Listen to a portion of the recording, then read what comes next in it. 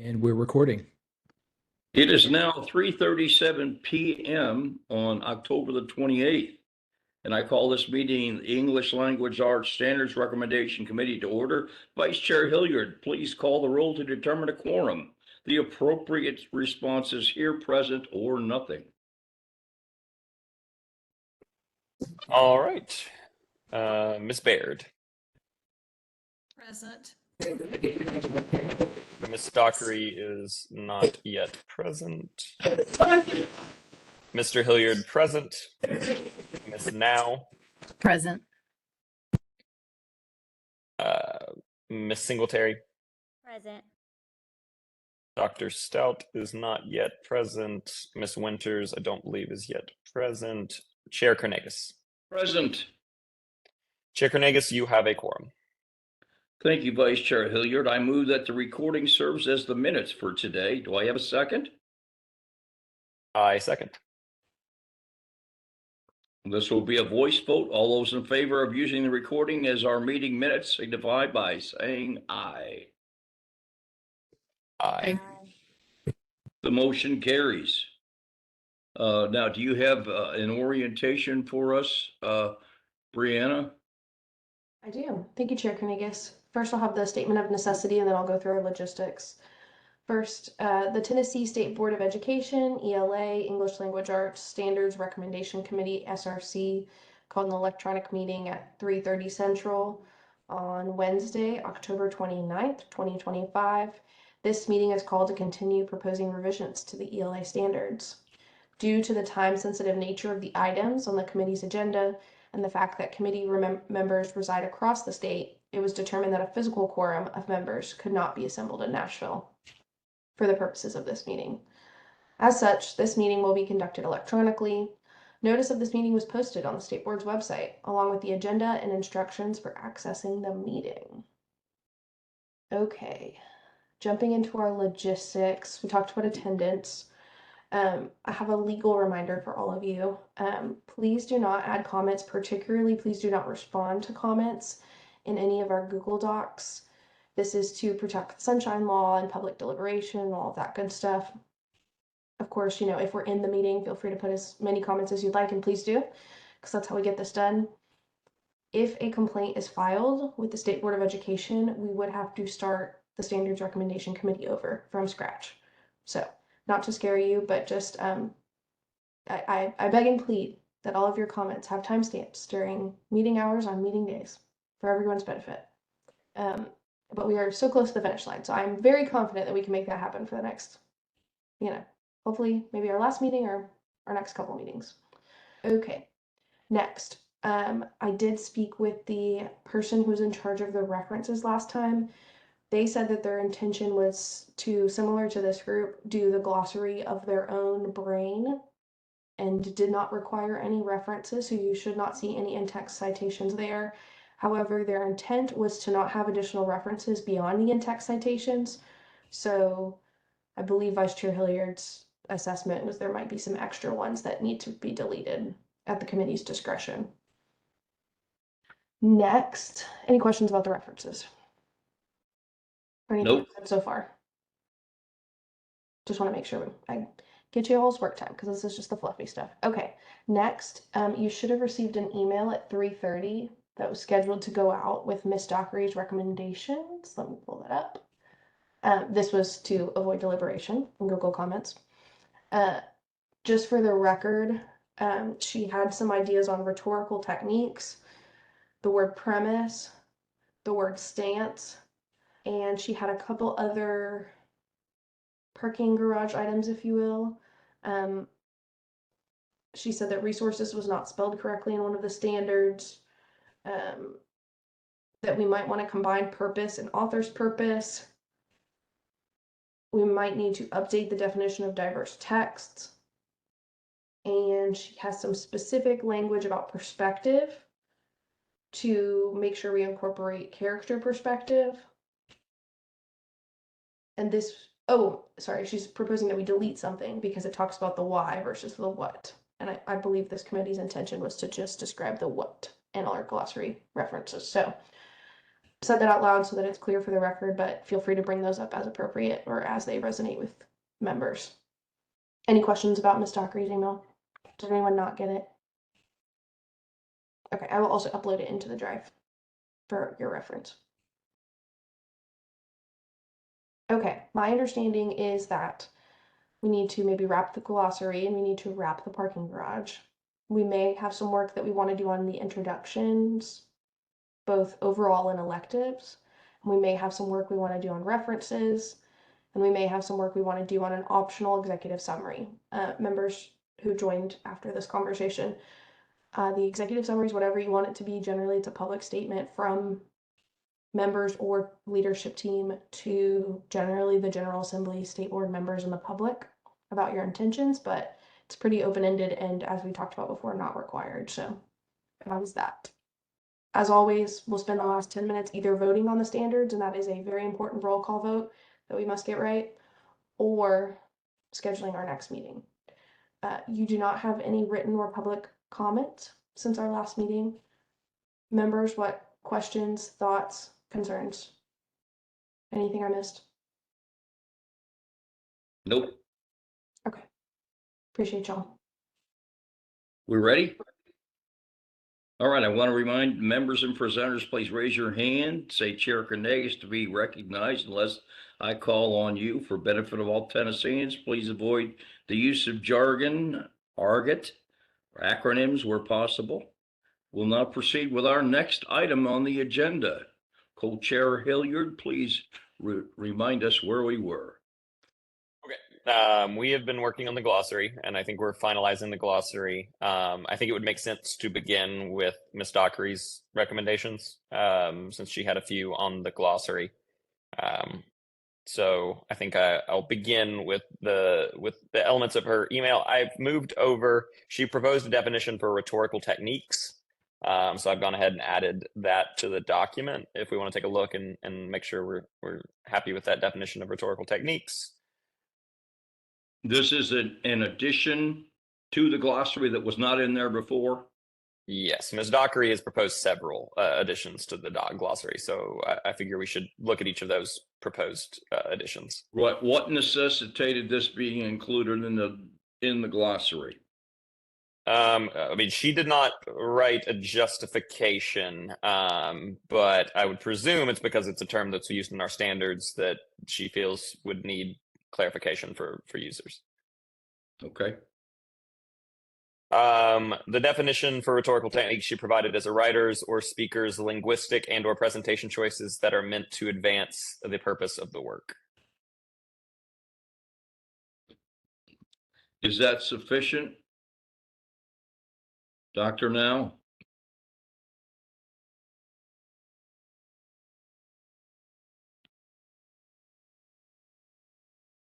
Cue your mic if you would. Dr. I'm fine Now. with it. Okay. Yeah, I am as well. Hearing no objections, I would say that it's good. Put it in. Okay. Next up, we have premise. That was the next one she proposed. I am putting in her proposed wording of premise at the moment. She had an accepted idea or assumption that a writer or speaker uses as a foundation for a line of logic leading to a conclusion.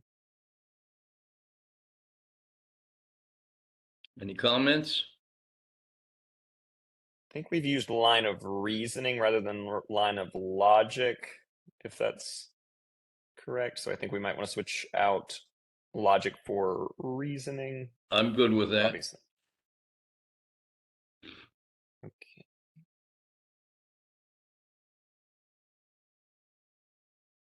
Okay.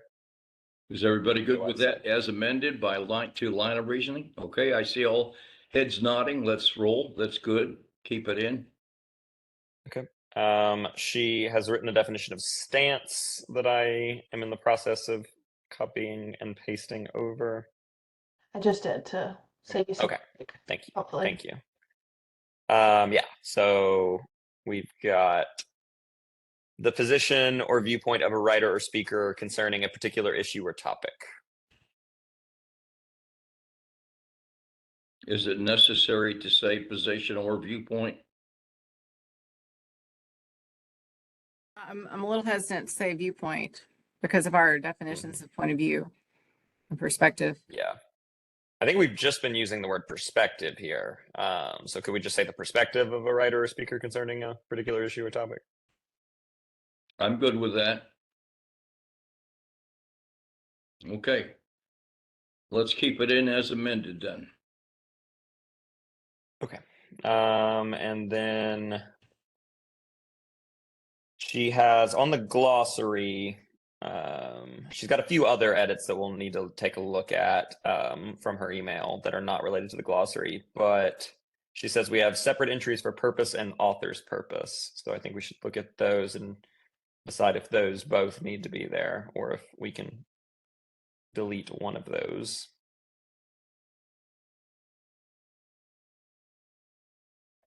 So y'all feel free to boss me around, but here's author's purpose.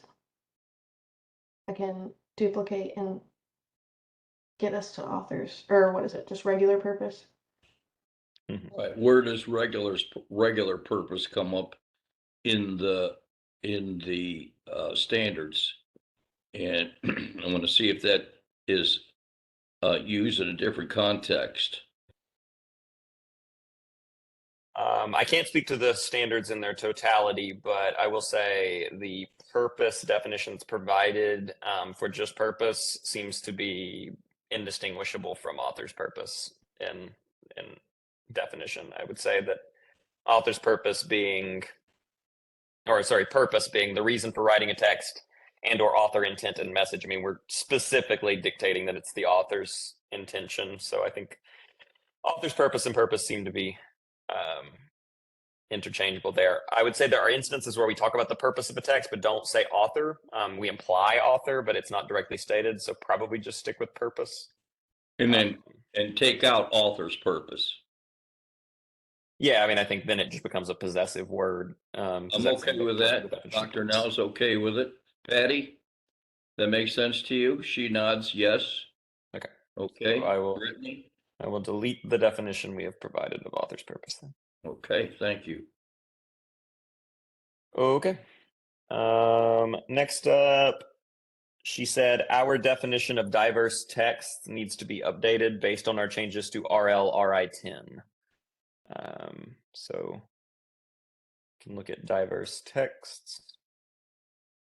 You've also got diverse media and formats, just FYI.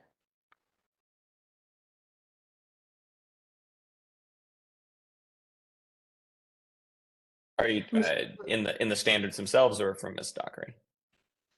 In your glossary. Oh, okay. Thank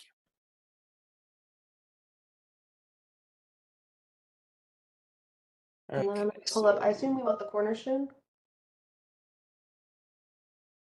But if there's a specific standard, please tell me. I'm happy to pull it. Let's see.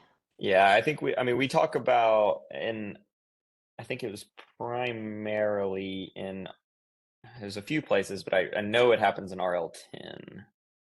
Oh, maybe not in the cornerstone. Never mind. Um, Okay, I can just go to 11th, 12th grade if that's. yeah, English 3-4. I can't. Yeah, I'll try to locate it. Okay, I have this. What she's referencing. This is RL, not RI. Yes. And this, I mean, we don't always say diverse text. Sometimes we say like text from diverse cultures. Sometimes we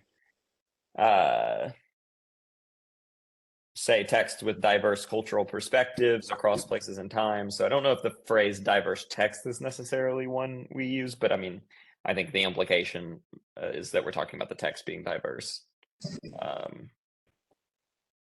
So our definition currently for diverse texts is a variety of texts in terms of complexity, genre, length, style, and authors. Didn't we get some input from the department about putting this in so as to direct the textbook publishers to provide that diversity?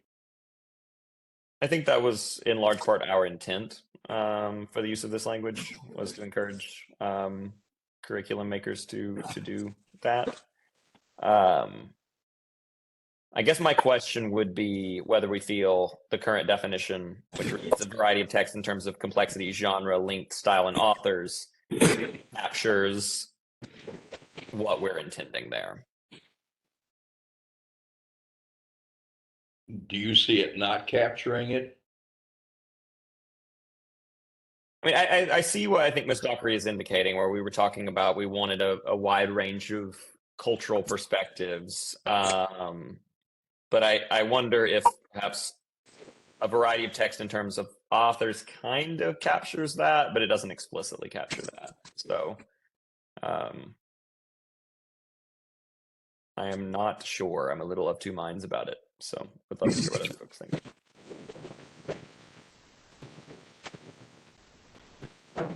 Yeah, diversity in the context of those standards is different than what we're referring to here, and I think that's pretty well. I don't know that it needs a glossary definition. I think we could add the word perspective. We've mentioned diverse perspectives, so we could say a variety of text in terms of complexity, genre, length, style, perspective, and authors, just to document that we're reading from a wide range of perspectives. Just adding that to the list. Does that capture cultural diversity? It gestures at it. I don't know if it completely captures it. Does anybody have another word that would capture cultural diversity better than perspectives?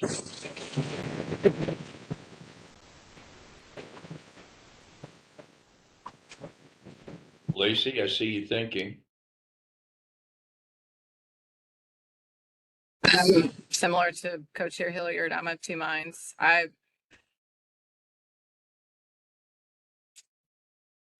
think it's fine the way it is.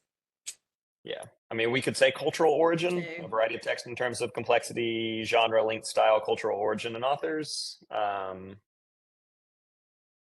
Cultural origin, I think, gets back to that better myself. Patty, did you have something to say? I saw your window light up. Yeah. No, I was just going to say, I think that we need to leave it somewhat generic as we move forward. I'm good with generic. I'm fine with it as is. I don't feel as if Yeah. I don't feel like we're amiss in what we've got. I think a more specificity could be provided, but I don't feel like it's a necessity. I see a plurality of members shaking their heads yes. Let's leave it as is, generic. Okay. We gave it due inspection. Great. All right. And then she has some notes on the definition for perspective.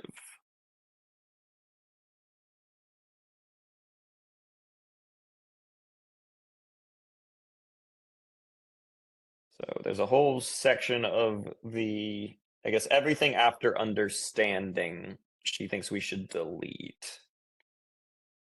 So as it currently reads, is author's perspective refers to the unique stance an author adopts when writing a text influenced by their personal beliefs, experiences, and cultural background. And then she thinks understanding this perspective is crucial for comprehending the purpose, tone, and underlying messages of a literary work, as it shapes how the narrative unfolds and how characters are portrayed, is unnecessary. I think she's probably right. And we've taken that stance on other glossary items where people try to add some education ease into it, or teacher perspective. I see you nodding, Lacey. Yeah, I agree. Okay.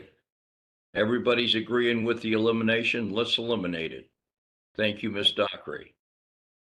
And then her other comment on perspective definition is that we need to add in some language about character perspective in addition to just author perspective, because we have used, and I agree with her here, we've used perspective to refer to not just the perspective of the author, but also character perspectives. I think we could just simply remove the part at the front that says authors and just say perspective refers to the unique stance that an author or character adopts when writing a text influenced by their personal beliefs, experiences, and cultural background. I like that. The character wouldn't write the text though. True.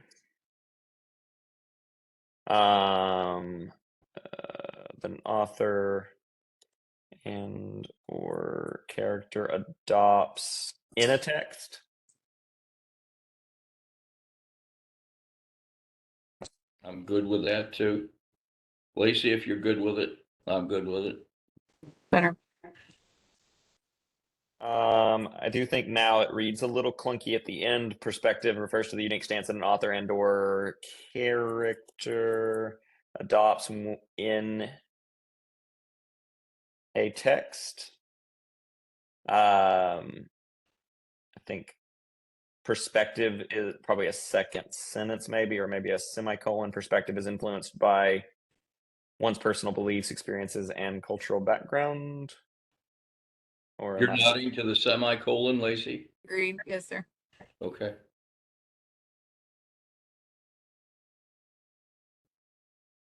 And I think ones rather than their.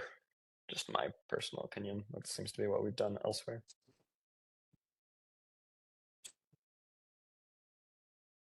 Since we're staying singular in the first part of this glossary definition.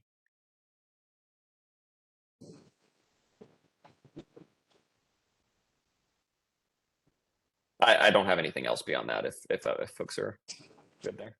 Okay, we approve it as amended. Okay. If I am looking correctly at Ms. Dockery's email now, we should have covered everything in her email except for one quick note on EL, E4, SL, PKI 5. So I think we should probably, like it is quite literally, she said, I spelled the word wrong. So we probably should just take a very quick look at that. And it'll probably take 30 seconds. And then we can put away her email.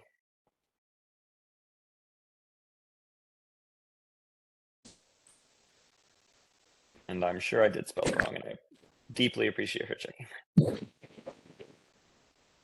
Okay. Yes, I said Socrates. Okay. One spelling So- error in about 400 cells. I'll let it slide. Buster Hilliard.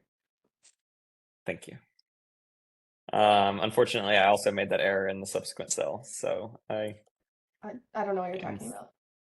I'm falling down on my duties. I have made that correction, so I think, are we good now with this We're good seems like a now, strange thank thing you. to deliberate, but we're good with it spelling it correctly, I assume. Okay. I believe it's correct now. Obviously would love to have everyone double check me on these things. Yep. Also, Dr. Stout joined us. Hi, Dr. Stout. Hello, guys. Hello. How are you, Rosemary? No, that's not, it's Carolyn. It's Or Catherine. Yay. I'm doing fine. I'm just leaving class, or I actually had to teach class today. So Awesome. anyway. Well, we She's teaching probably, or preaching or something. we probably won't occupy too much of your time. We're rolling here. We're Oh. hopefully, we're shooting to get done before supper, so we're moving along quite well. To me, it looks like we just have the parking garage of substance right now. Or do we have more glossary yet? Yeah, we're just about done with the glossary. Does anyone have any additional words? We went through Ms. Dockery's words. I just wanted to open the floor for anyone else if they felt there are words that are not currently in the glossary that should be included in the glossary. Hearing none, that's closed. Okay. The last thing on the glossary, and this is just a formatting thing I found when I was looking back over it. It seems that previously in the glossary, and I know some dictionaries do this, they have italicized any instance of a word that is defined elsewhere in the glossary, just to indicate, hey, this is one of the terms that will be defined elsewhere. We have not done that consistently, so the italics are pretty inconsistent. Do we want to do that? And if so, I think we'll need to kind of take a look and make those italics happen, or we can just simply say we don't feel that's necessary and we can remove the italics that are currently there. I don't have a strong feeling either way. We just need to make that consistent. I'd vote to remove. I vote to remove. Yeah, let's remove them. No objection? Consider them removed. Okay. I assume since our intention is to vote tonight, then those changes need to be happening now and not just a matter of doing it later. So I will do a quick run through and remove italics as I go.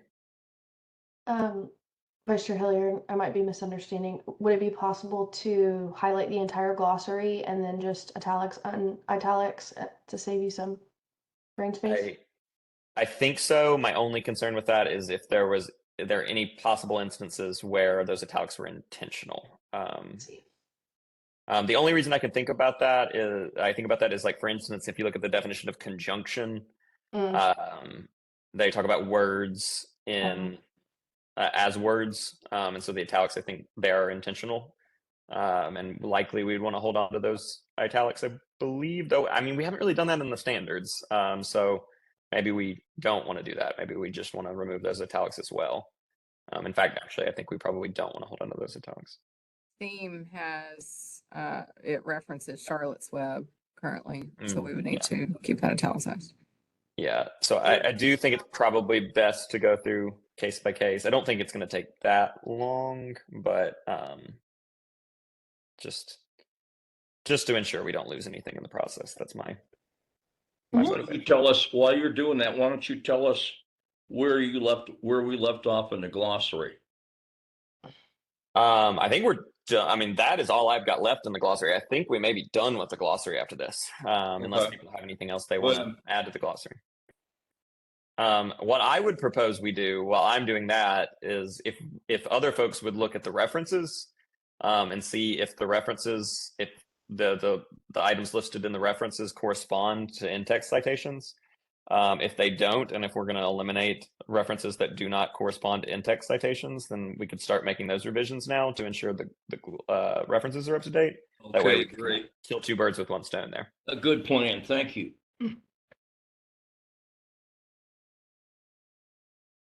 Coach Hilliard, we now say feed two birds with one scone.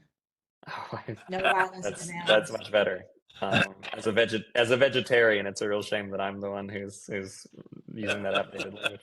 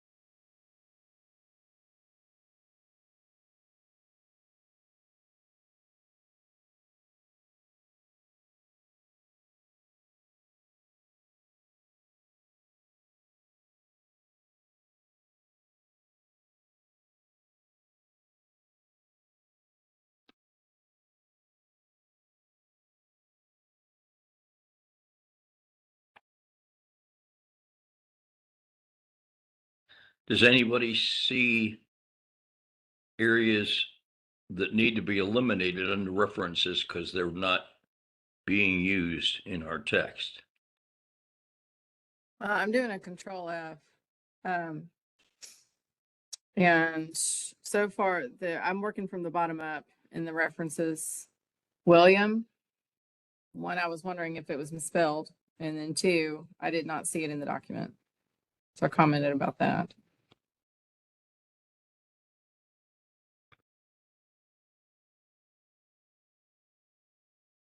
Somebody else can check me to see if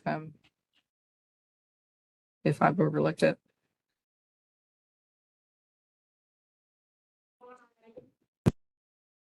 I just did, I think hopefully all the variations. Williams, 2 L's, William, 1 L, plus or minus an L and plus or minus an S, and I did not see anything. All right, so we can with confidence eliminate William.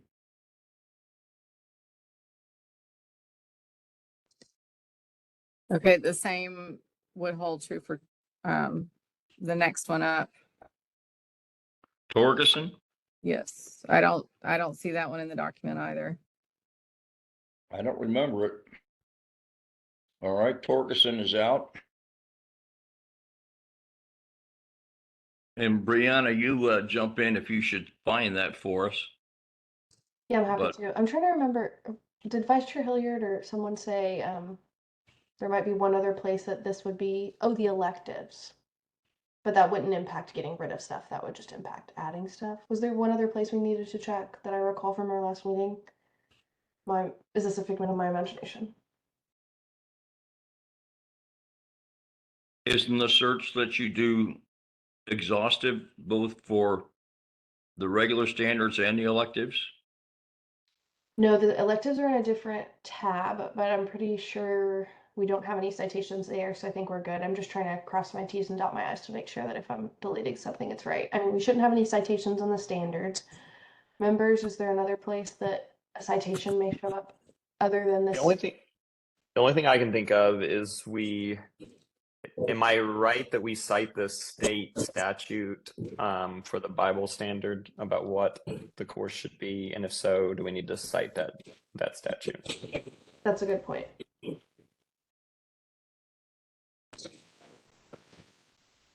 So that'd just be the Tennessee Code annotated.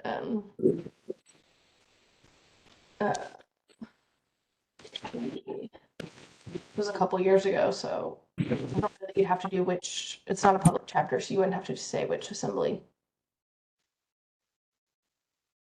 Hopefully, it's pretty straightforward. I haven't done APA for staff in a minute. Vice Chair Hilliard, have you done your work yet in making the modifications? I am in the process of doing it right now. I'm on letter M, so I'm about halfway done. Okay. Yeah, So Torgerson's out. yeah. Somebody wanted to start from the bottom. Yeah, I keep working my way up. I haven't found Stanovich or Seidenberg.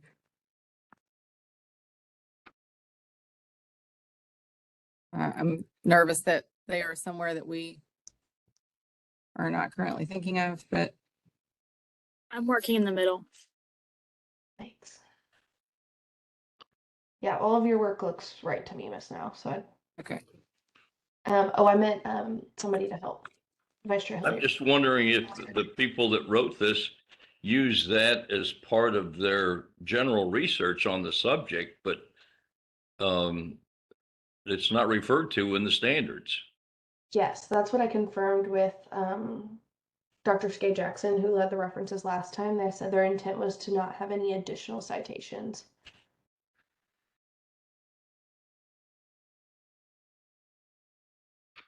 Okay, so we would eliminate Stanovich and Sedenberg unless Brianna can find them. I just did Sedenberg.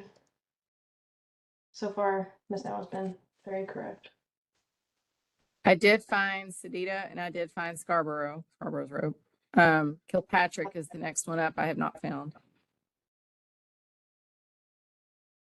The good news is I will always keep a record of this document. So this will not be the, I don't know, overarching version of it. So if anybody thinks of it, a week from now, please tell me. It's not too late.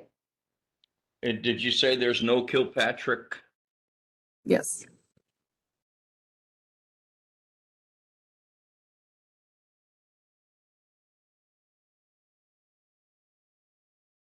Yeah, I wonder if a lot of this was the appendix. Denton, I don't see. Oh, if they're in the appendix, They would be in here. I've got the okay, appendix. yeah, it's already there. Okay, so it wouldn't be any additional appendix items that are not currently there yet. Not unless they have not yet been created. And I Okay, can so work if those new appendix, so if those new appendix items are created, those references will get added then at that moment. Okay.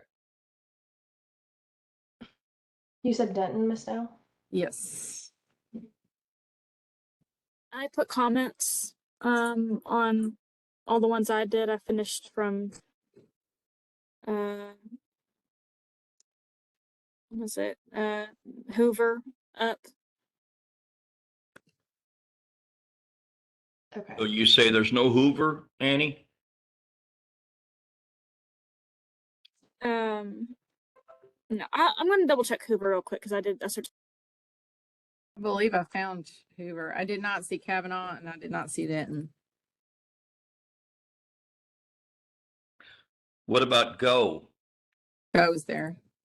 Okay. Okay, I'm trying to keep up. Hold on. Okay.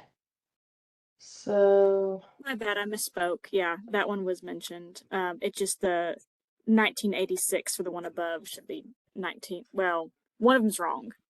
It's mentioned within the in-text citation is 1996 and here is 1986. okay. Do you mind checking in? Assuming that was just a mistype.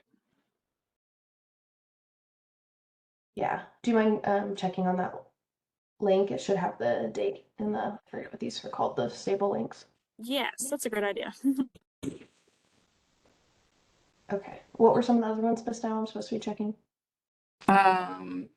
Denton and Kavanaugh, I believe, were the last two. Okay. DeHane is in there? Double checking again. Yes, Dehane is in there. I only see 4 instances though, which may lead me to believe, do we need all 3 versions? Or all 3 versions cited? Let's look. Okay, I see 2009 and 2020. So I don't know that we need, 2013. please check me, someone. I see the same thing you see. Okay. Hoover we decided is good. Yes. Okay, so I think that's everybody. So what I see from your summary is that we keep Sedita, Scarborough, Hoover, Go, and DeHane. And Wolf. And Wolf. Wolf, I didn't. It's Where's, just It is- oh, stuck on the okay, next I didn't page. see that. There we go. It is 1986, not 96. Nice, thank you. So I Once changed. again, Sedita, Scarborough, Wolf, Hoover, Go, and DeHane are in. The rest of them are eliminated. And how is your search going, Co-Chair Hilliard? I am down to the T's now. So I'm nearly done. Annie, you should know that we did a painstaking review of all your recommendations, and we thank you for taking the time to do that. And by and large, we we went along with many of your suggestions. Some of them, we said, yeah, but probably not necessary. So thank you. You'll see them reflected now in the final document. Folks who use APA more recently than I have since grad school, isn't it most recent to in the years for same author? Or no? Does anyone teach it? It's been a minute, but I think you're correct. But I will double check. Year order, same author. Is that gonna get us where we wanna go? Oh, oldest to newest. Assuming this little thing is right, hold on.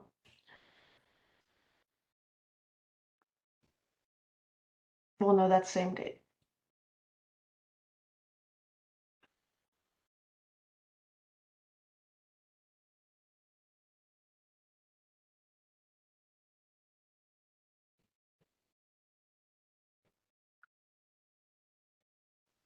Here, I'll pause so you do not have to be subjected to this torture.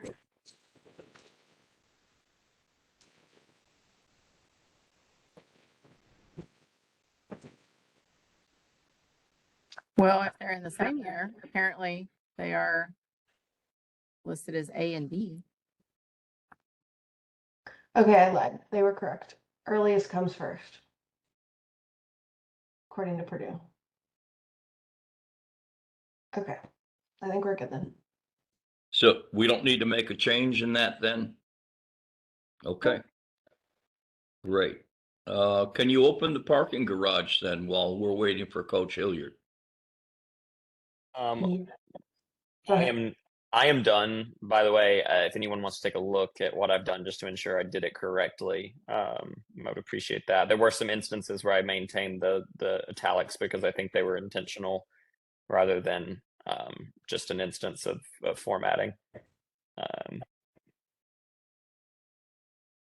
And then also just, do we need to add that? Did we add the reference for the Bible language that we included, or is that still outstanding? Outstanding. Good flag. Okay. Not done APA General Assembly or state statute in a second. Hold on. But if anyone knows, please tell me.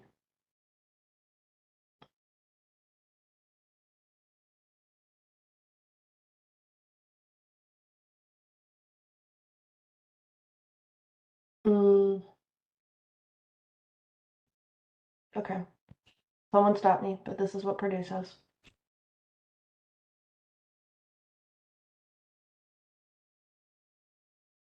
Oh, this is for, that's not exactly what we need. Just kidding.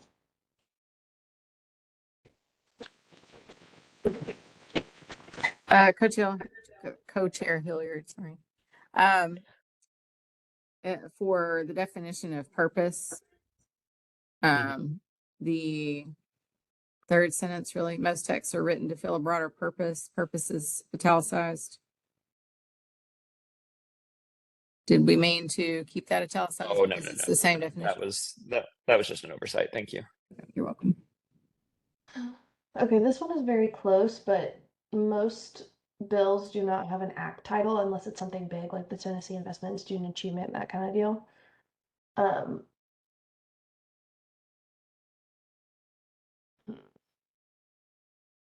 In phonology, phonemes is still italicized.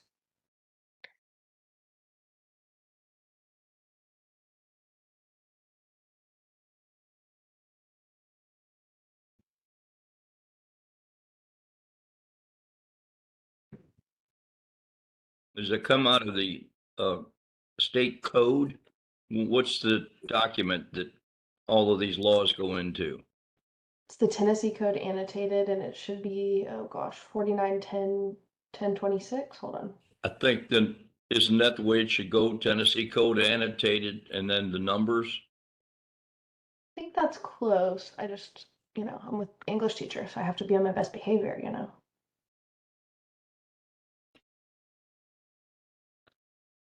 Yeah. Oh, excuse me. I was slightly off. 49.6.10.26. So that's how we use in text in government, but it just doesn't have an act title, which is what Purdue was asking for. I would assume Tennessee Code annotated would be sufficient because the number is the way it's identified within the code.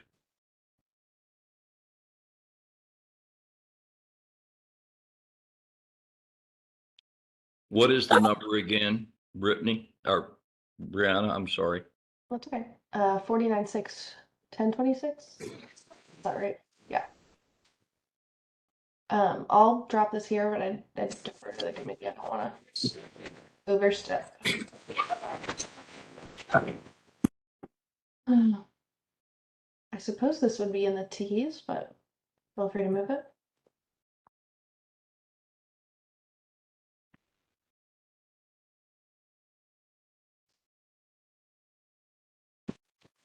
Co-chair Hilliard, sorry, I know we're all doing two different things right now, but in, wait a minute. Oh, I lost it. No, I didn't.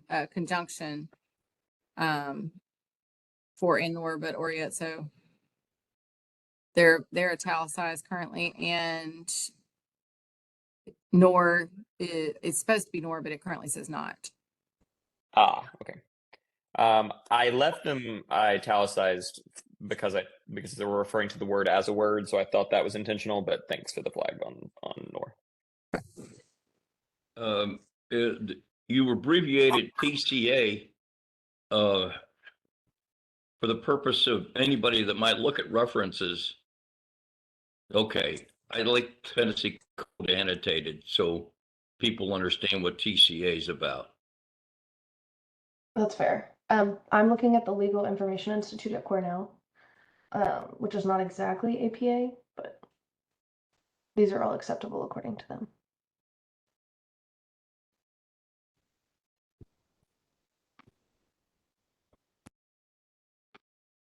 But yeah, this is how we cite it in rule policy and statute.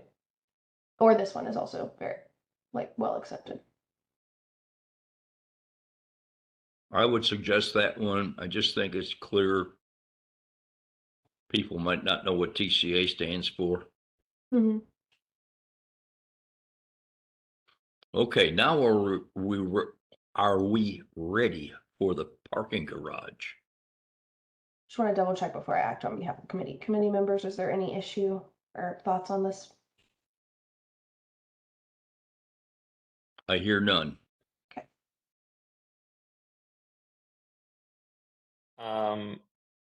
I think since you got me calling her doctor now. Since Miss Now has We're flagged a few things. prophesizing it. We're speaking into Yeah. She deserves one. If anyone wants to do a quick little scan, I'm not saying a full, careful check, but a quick little scan of the glossary just to make sure it feels ready to go, since we are about to leave our baby behind.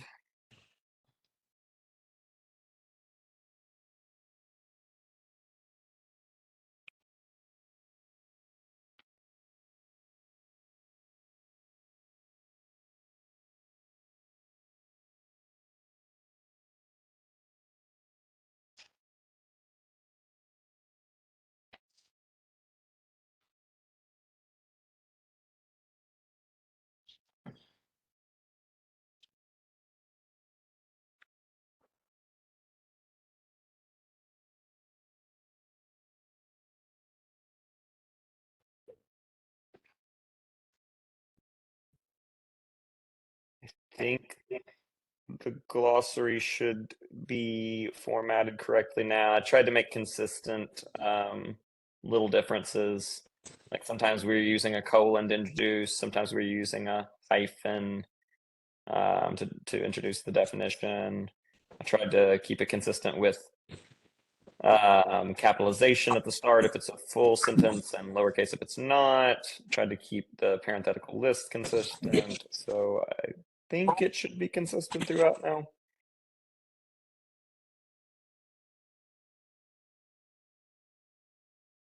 I just did my last quick scan and so I think I'm good on my front if everyone else is.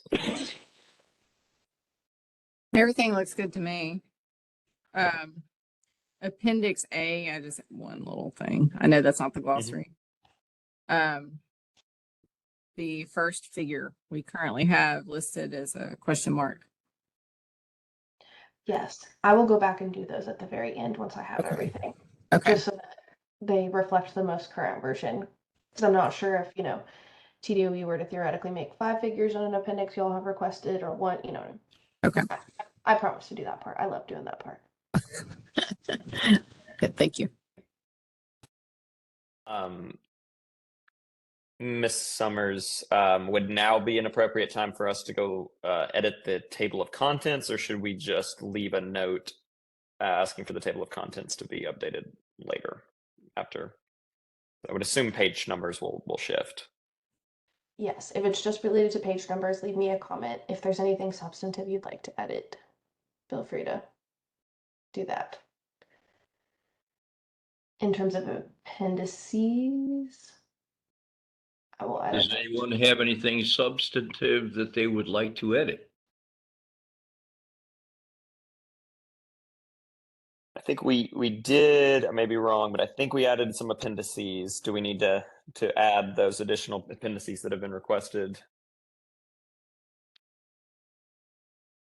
Are they already reflected below at the end? They are reflected at the end, yes. Totally fine. I will do that because I want to double check and see what's within TDOE's capacity, et cetera, based on our timeline.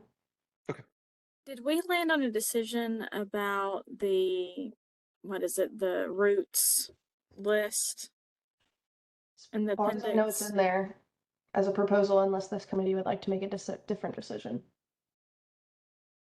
I think as it stands, we've asked the TDOE to draft the as Appendix F the 6 through 8 roots and affixes progression chart. Okay.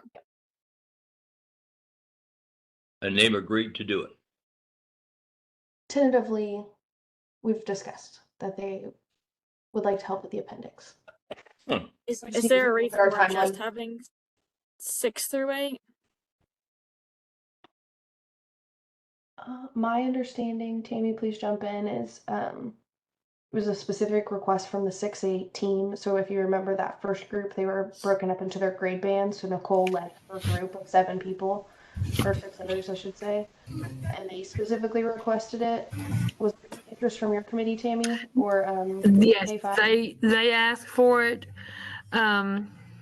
They were the ones who wanted guidance in what they were supposed to teach each year. I want to say foundational literacy has some level of specificity on this, but please, please, please, someone correct me.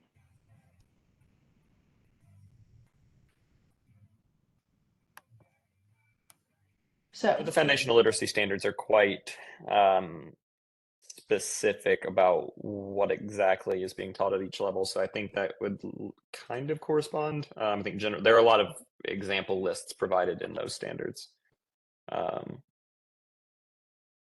yeah, I can double check. That sounds right to me. So I guess it's just a matter of like, is that relevant at the high school level and what would be helpful for y'all? Okay, yes. Read words with common Latin affixes and roots for anti, post, sub, put. I think this is what this is, but someone stop me.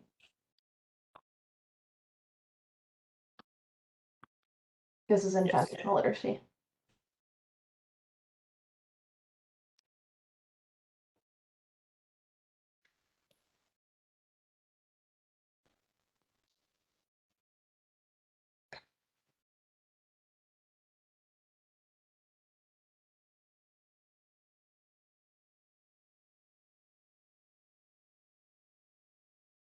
That's how I read it. Yes. So I guess it would just be whether or not we want a 9-12 roots and affix list. Other high school teachers, how do you feel? I'll be honest, I don't spend much time on roots and affixes, but I don't know if that's something that others might find useful. And I know I'm not a committee member, but I would hate to limit people to just a list. I agree. I agree too. Yeah, that is something that y'all could put in your guidance to the department, like a non-exhaustive list. Because the way I read this right now with the EGs is, it may come up, but not necessarily come up. That's something you can certainly specify in the comments Would next we, to the appendix. so we would want that 6 through 8 list to specifically not be exhaustive so that they know that that is not the full extent of roots and affixes. Is that my understanding?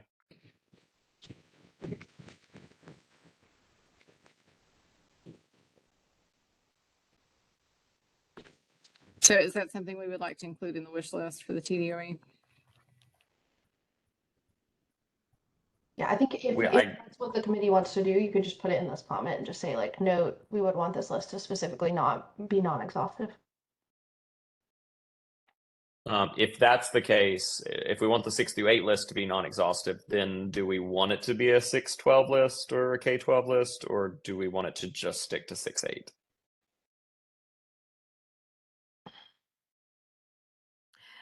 I guess I'm going back a couple standard time periods, but at one point, every time they saw a list, some teachers would only teach what was on the list.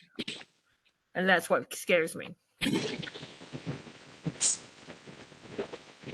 Then do we even want the 6-8 list then?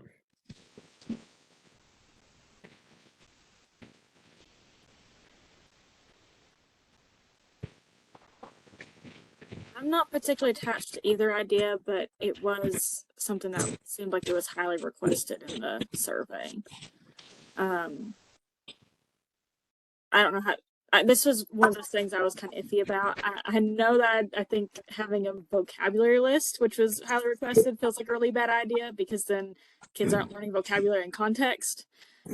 But I feel like roots and affixes could work. Like, I wouldn't be mad about that personally. I think I would be mad if I was given a vocabulary list, though. So I think either way, I think it could be beneficial potentially if it was very like explicitly given as a guide. But again, I'm not really super attached to having it or not having it. Yeah, I think my main question is, I guess I'm trying to understand our justification for doing a 6 through 8 list, but not including other grade levels within it, if we're going to do it at all. Only because it was that group of teachers that suggested it in the survey, and we were trying to respond to it. But I agree with what you're saying. Why cite just that grade level?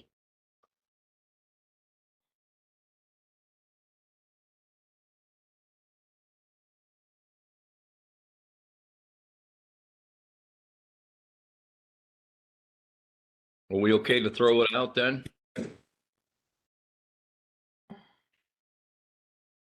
I'm nervous about throwing it out since it was something that people wanted.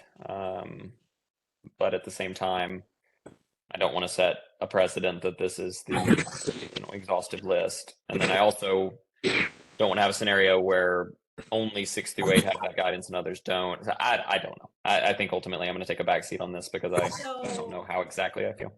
So the question of exhaustive list, isn't that the difference between our specifically an EG? So if we say EG is not exhaustive, then we're saying it's not exhaustive. Yeah. If 6A asks for, I mean, I understand what you're saying about consistency, but if they ask for a list, give them a list, I guess. It's Merry Christmas, here's a list.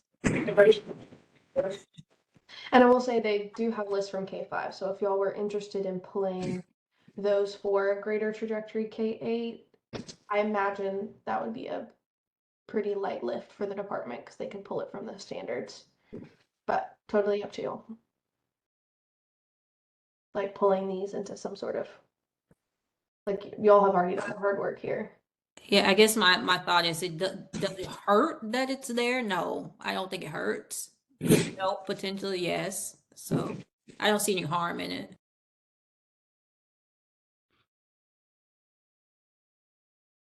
Is the only place in the standards that roots and affixes are mentioned is in grade 6 through 8? Here's an example of a third grade standard that has roots and affixes.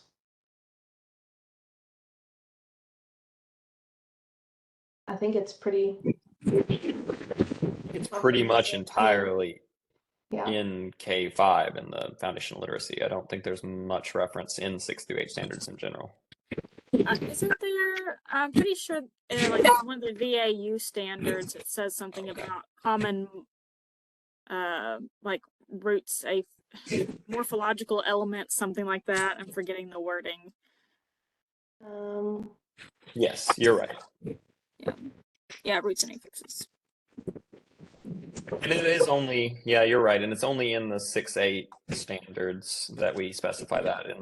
In the high school standards, there's morphological elements. So I mean, that's the same thing. But I feel like we're circling back to, this was a discussion that we had before. I mean, the wording in the standard is that they're using common grade appropriate roots. And so what is common to one person versus another? And I think the teachers had just expressed the frustration that they be given some sort of guidance to not necessarily limit them, but to somewhat reframe what is meant by common. I have no qualms with the list. I guess my main thing was why 6 through 8 and not 9 through 12. I guess was my question. I understand why 6 through 8. If we're going to do it, I understand why going up to the 8th grade, it does not make sense to me to limit the high school grade band.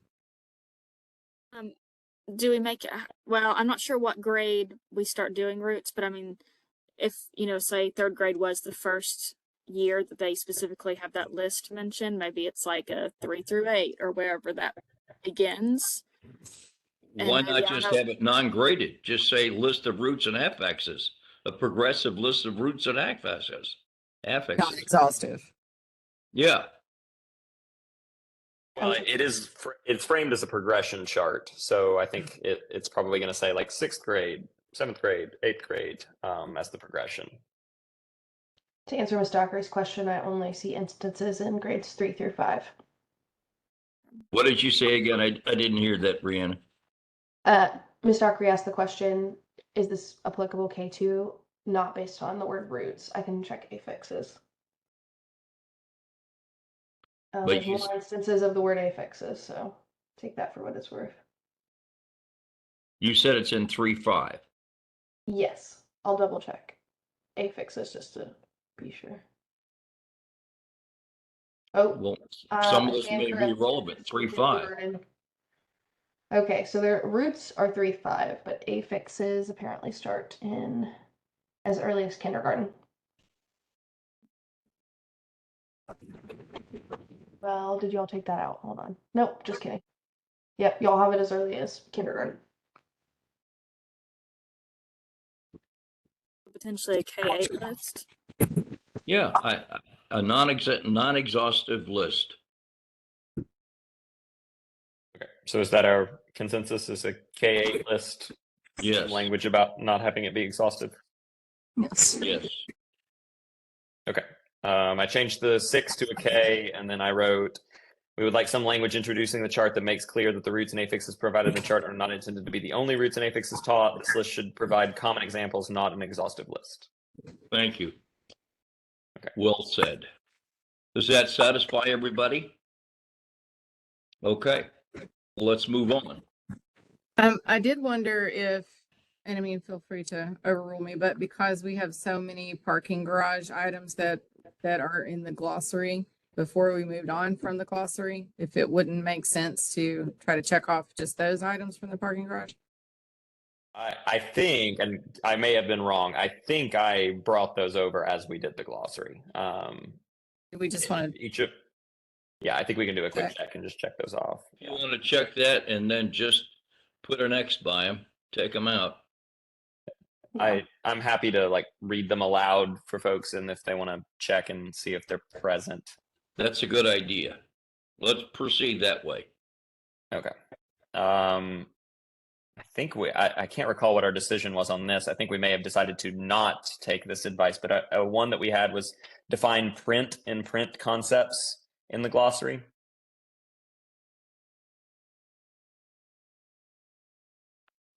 It looks Where are like you? we have print concepts. Okay, so we do have print concepts. Okay. I'm not saying print itself though. I think we decided not to do that. Yeah, if I'm remembering correctly, I think our conversation was that print concepts covers Yes. that. Agreed, X. Next glossary was to spell out acronyms VC, CV, CVC, CVCE, VCC, CVCC, CCVCC in the glossary. That was skill. You did that. I believe I did. Yes, I do think I did that. My last survey of that was that you did that. Okay. Next up, glossary wise, is define thesis statement versus claim. I believe we did that. If anyone wants to verify. Yeah, exhaustively. Check. Did that. We next wanted to define refute. I believe we did that. Check. Next we have define acknowledge versus address. I believe we did that. I'm not 100%. If someone can check. We have address. We have acknowledged. Okay. Check. We had define digital tools and digital citizenship.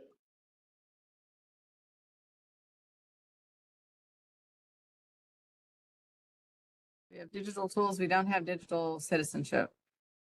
Because But I it think- wasn't mentioned in the standards. Right. Yeah, I think we had eventually removed the language of digital citizenship in the standards, and so I think we ultimately decided only to define terms that were in the standards. Do we Check. not use digital citizenship in journalism? No, I think we said ethics, journalism. What did we say? Ethics, maybe? Okay. So we don't say digital citizenship in our standards? Wow. Nope. I Okay. can do a quick search if we want to just make sure. Digital.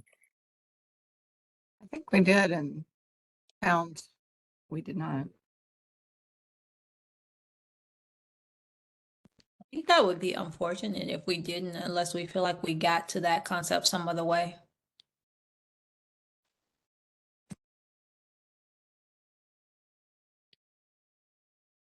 We did use it in the standards for speech, for the speech class. How was it used? It is just demonstrate digital citizenship. So yeah, we probably should define it, since that standard is quite literally just demonstrate digital citizenship. Thought we weren't doing any definitions in the glossary for elective classes. We were not. Oh, yeah, that's true. Yeah. I Or else forgot we about have a that lot section. more work to do. Right. So that's right, because we specified that the glossary is just a K through 12 standards glossary. Right. That's right. I forgot about that. So is our consensus then we're not going to define digital citizenship? Yes.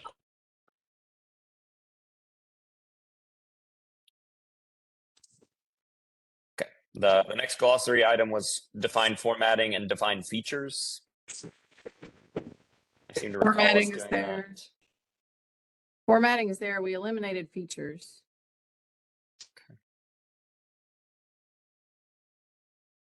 But I do think we introduced the idea of defining those, and then we reached a consensus that it shouldn't be defined. So I feel okay moving forward without features if other folks do, based off of I do too. conversation around it. We Because have it wasn't- text features. Yes. I don't know Oh, if okay, that's Yes. right. that's now said or not.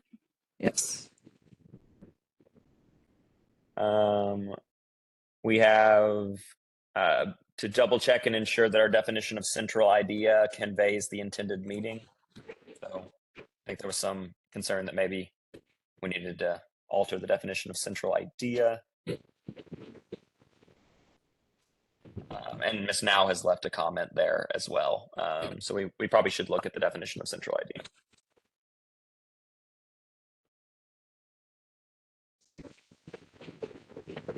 Our current definition is a broad concept that can apply to a larger body of text and emphasizes the core message the author wants to convey. Like a broad concept doesn't say much. I feel like we had, when we discussed this before, a big part of our hesitation was going from K5 to 6-8. And Ms. Singletary, do you have a comment about how central idea would be defined at the elementary or fifth grade level? As opposed to what's written already? Yes, ma'am.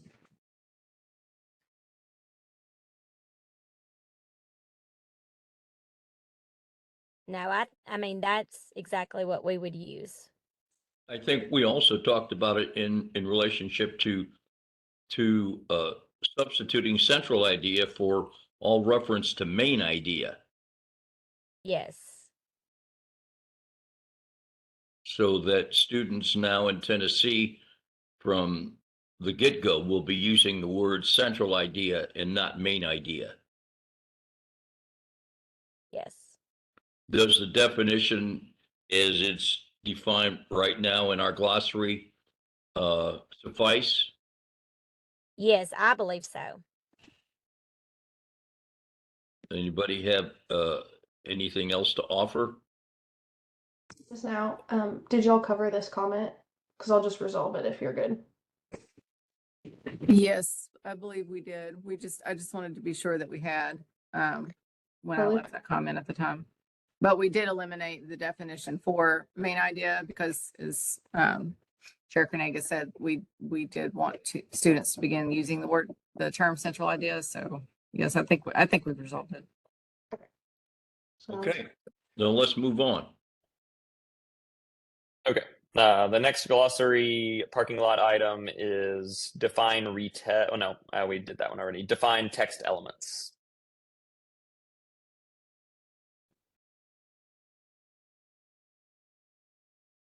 Thought we had it.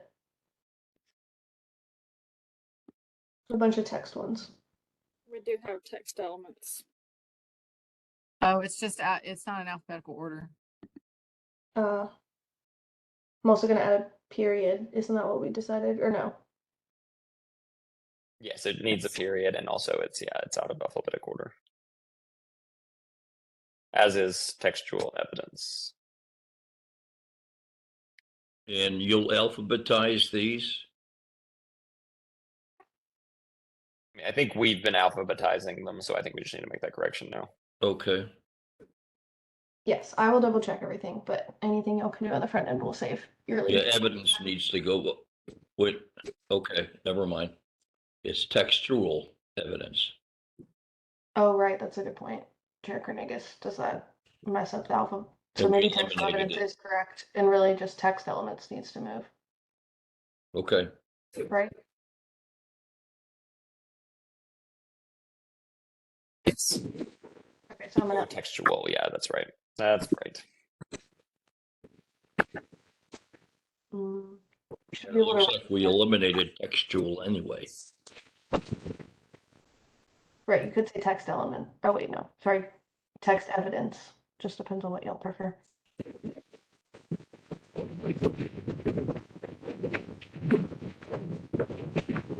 Okay, I does think that we. address that question?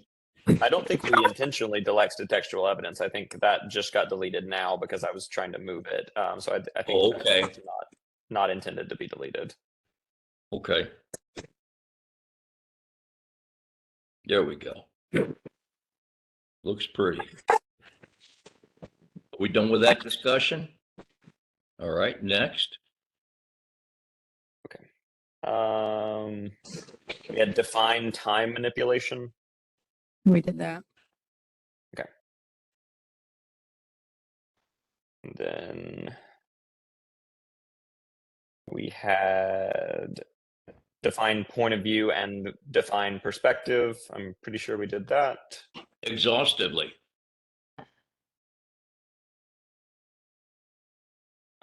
We wanted to define text. I wrote that definition, so I do know we defined text. We had provide a definition of multimedia.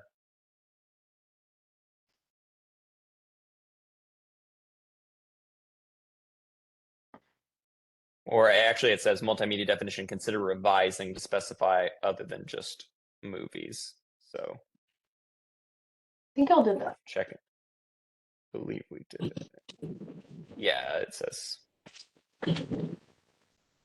audio and visual output such as images, full motion videos, sound recordings, audio, visual, written, and or digital media. Sounds like we did that. Can we remove that first and?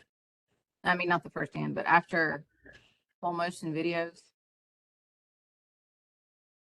Yeah, I think you're right. So images, full motion videos, sound recordings, audio, visual, written, and or digital media.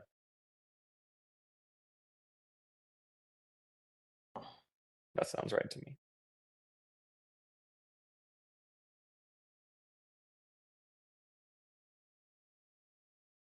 So are we good on multimedia? Yes. Okay. We wanted to define trace.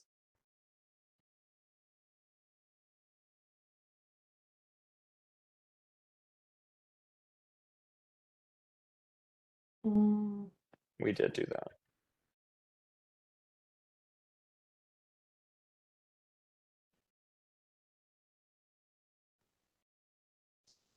Okay. Done. I think that's all we got on glossary. So I think that's everything in the parking garage related to the glossary. All right, what's left in this parking garage? Mostly things related to the standards themselves. Some things that are briefly in there, I think related to perhaps the appendix or the electives. But I think for the most part, we're looking at things from the standards. Do we just go one at a time then? I think I think we wanted to just make sure. I think Ms. Summers had flagged that we want to just take one last look at the overall introductory language for both this and for the electives, just to ensure we're 100% good to go there. Just really quickly before we move to the next step. So let's all take a few minutes to do that. Can you put that language up?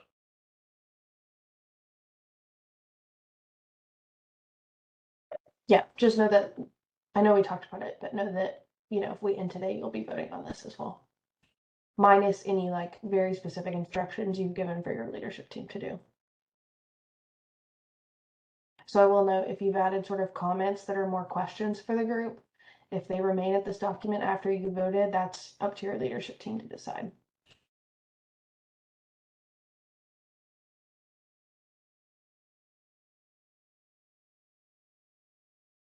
And Ms. Summers, if when I am taking a look over this, I find some mistake, that's just a wording or formatting mistake, would it be possible to make any edits at that point, or would that be confined by the vote?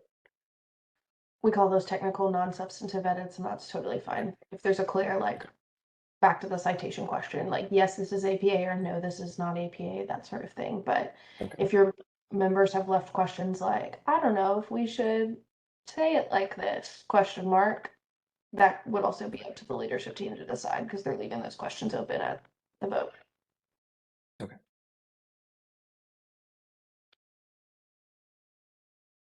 Can you scroll up? Down? No, the other way, so we can read it. Oh, the comments, yeah. Hold on. Oh, you don't need that one. It's right there. Well, you don't really need any of these. I'll start with Dr. Stone's. That's most relevant.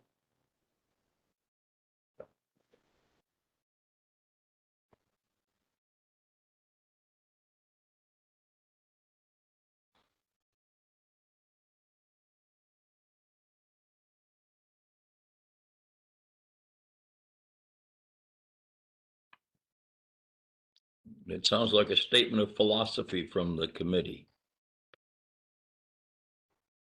upon which all of our decisions were based.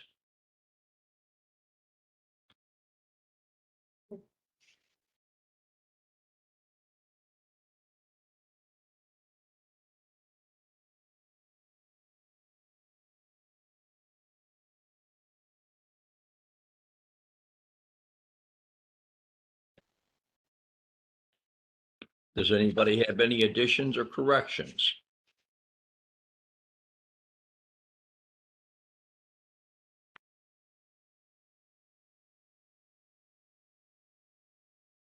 I do not. Yes, sir. I'm good. Tell us. Just that I do not. Okay. Okay. This also applies to like this sort of section, if there's anything here on coding, any of the overall introductions, like these sections. I believe we've taken a look at most of them, but I think we did those as we went along to each of the areas, did we not? for most I of them. believe so. Yeah. All right, so that part's good. Did we have anything specific to the electives? The main thing I can think of with electives is that chart with the credit thing. I think we need to make sure we get sorted out what language is going to go there. Obviously, since it's outside of our purview to decide how many credits someone can earn. I think, Ms. Summers, you had recommended some sort of language here. Do you mind reminding us of that? Yes, you read my mind. My proposed language is in green based on talking to the Department of Education. Not to say that y'all are the experts and can provide guidance on, if you're going to teach mythology more than once, please teach different mythologies, that kind of stuff. Where we really run into issues is the numbers. Since there's an explicit state board rule, which is, the other half of my job, that says districts come up with those numbers. So take this as guidance from experts to districts, but we can't specify numbers.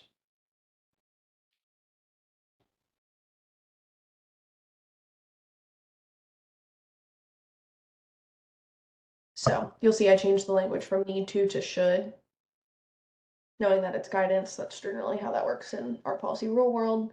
And yes, open to any edits on this. This was just like, I was thinking like, if this is half, this is one, what's more than one, that kind of thing. Open to any thoughts. I like that. Does that satisfy everybody else? Would the cells in which we don't have anything currently, would those just be blank, or would they be NA, or what would go in those? You have options.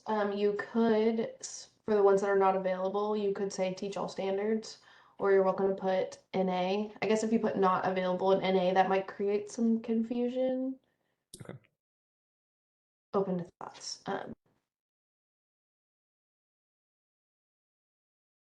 I say teach all standards.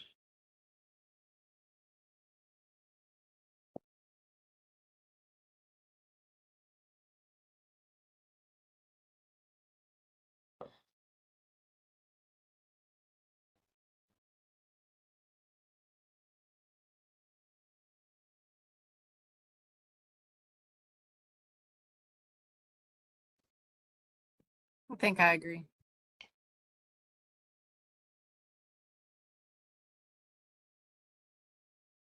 Can we add teach all standards then?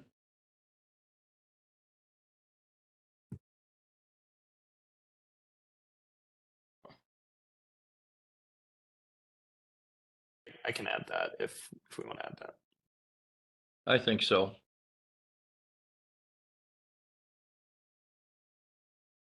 Oh, I thought you meant the empty boxes, like these. No? Yeah, the empty boxes, those. Oh, okay. I guess I was less concerned about those. Those seem pretty understandable to me. I guess I'm concerned more about in the more than one credit category. Oh, I see. Okay. Yeah, I'm open to y'all's thoughts. This is where the content expertise sort of weighs in of like, do y'all have any thoughts on like if in the rare case that a school wanted to teach visual literacy twice, how they would distinguish it? Obviously mythology is one of our more obvious examples because, different places in the world have done their own mythology. Because more than one, yeah. I don't know that it's necessary to include that. I think the progression is obvious in journalism. I mean, they're going to get credit for each of those courses, and there's the built-in progression there. I I would wouldn't say want my more than one credit for speech and communications. I'm I don't know. I'm still conflicted on this myself. I'm starting to wonder if we even need this column at all. If that's really outside of our purview here, what exactly they do, if it's more than one credit, if that's kind of to the other people's decision making, I wonder if we even need to be providing that kind of guidance, or if that's something they can decide on Yeah. a smaller scale. So I heard the conversation that this is outside of our purview. I remember when we had that opinion. I guess we are leaving a note to the folks on the state board. I just would like to beg for clarity there or consistency, because I have seen incidents where I know a district is supposed to set the policy or somebody sets the policy, but kids are getting caught in the gaps because it's not clear. And I have seen that play out firsthand. So I know it's not our role, but if we can make the request that it is crystal clear, I think that would help students not fall through the gaps there. Yeah. Again, in my other hat, we've been in active conversations with districts. about particularly dual enrollment. You know, is it most important that they're taking the course over the semester or the year or the rigor or the comparative rigor from the institution versus the county, versus the district? Those are some of the other things I wrestle when I'm not hanging out with y'all. So I'd love to talk to you about it, Dr. Stout. We're thinking about rule revisions and what makes the most sense. And What's guess who had to notify those families? That's how I know this. communications? Yeah. Strategic communications. I was going to say, I have some fear that if we eliminate the column, then maybe districts won't, I don't think that it would be an option, because I don't know if it's like, I don't know if they have an English board or anything. But I did just say, like, with journalism, I had 8 journalism credits Wow. by the end of my high school, so I took it every semester. So I think there is a progression there, but you can still, I think it's still valuable to take it, more than just the 4 times. Yeah. I definitely kept learning.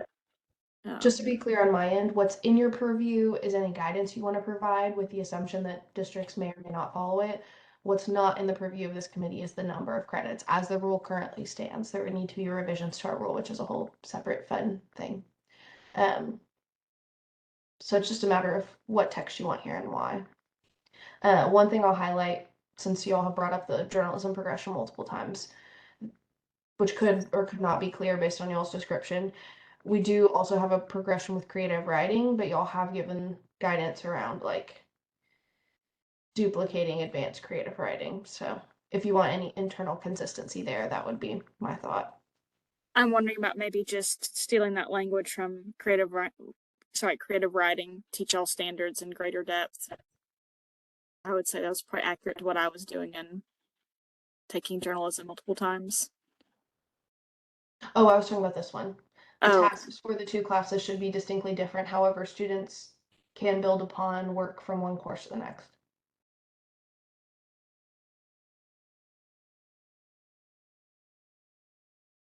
So I think your options are to get rid of this column, put guidance in the column, in all the categories, put guidance in some of the columns. I think the language you mentioned is good.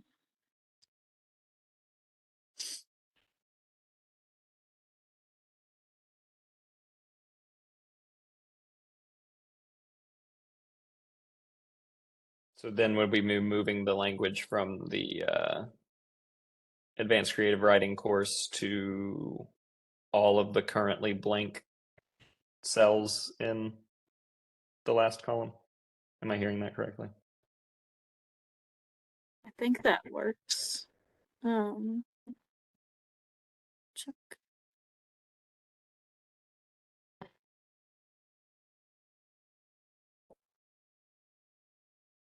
My only question there, just so I understand y'all's intent, is would you take creative writing twice theoretically and then maybe take advanced creative writing twice? Would you take journalism twice? Like, is this language only applicable for the culminating highest, rigor is not the right word, but highest offering course, or is it relevant for truly all courses?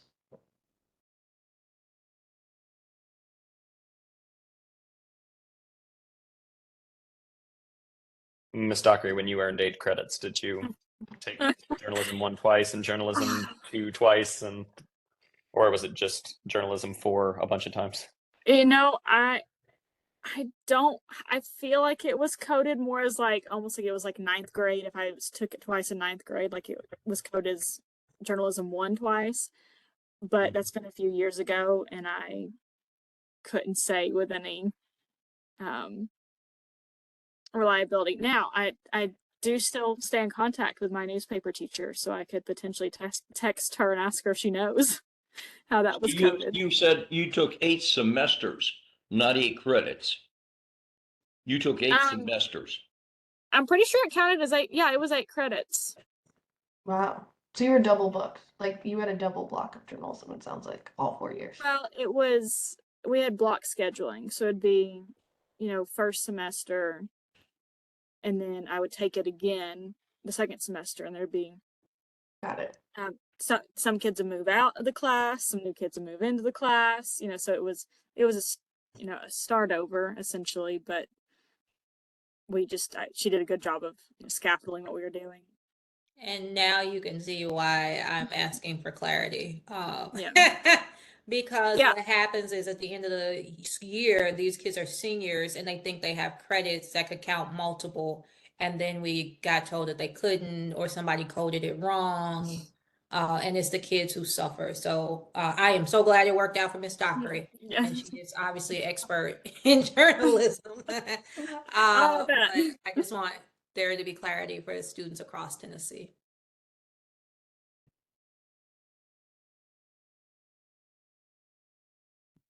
Then perhaps the clarity can be delivered in a statement, a general statement about credits at the bottom of this list, and then eliminate that far right-hand column and not make any statement about credits, saying that's a district perspective, district determination.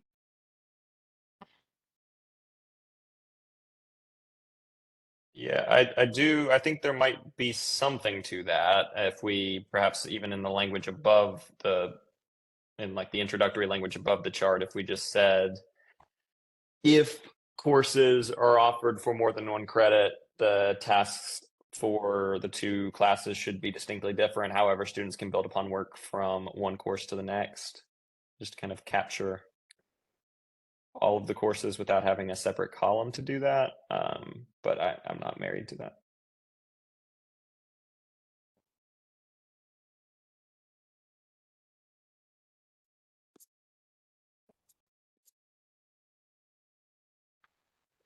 I think that's fine. I think my only concern was it maybe districts feeling like they were limited and couldn't do more than one credit. So I think if there's a note about that, then that's sufficient. Brianna, did you offer language earlier in this discussion about how we would state that?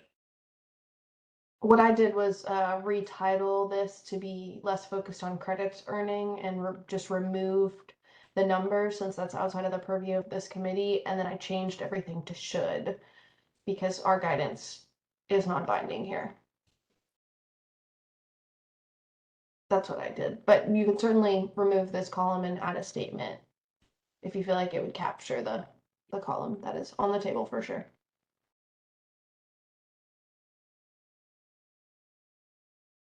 Should we give any particular shout out to genre literature and mythology about changing genres or mythologies, or is that implied in the language that Mr. Hilliard proposed?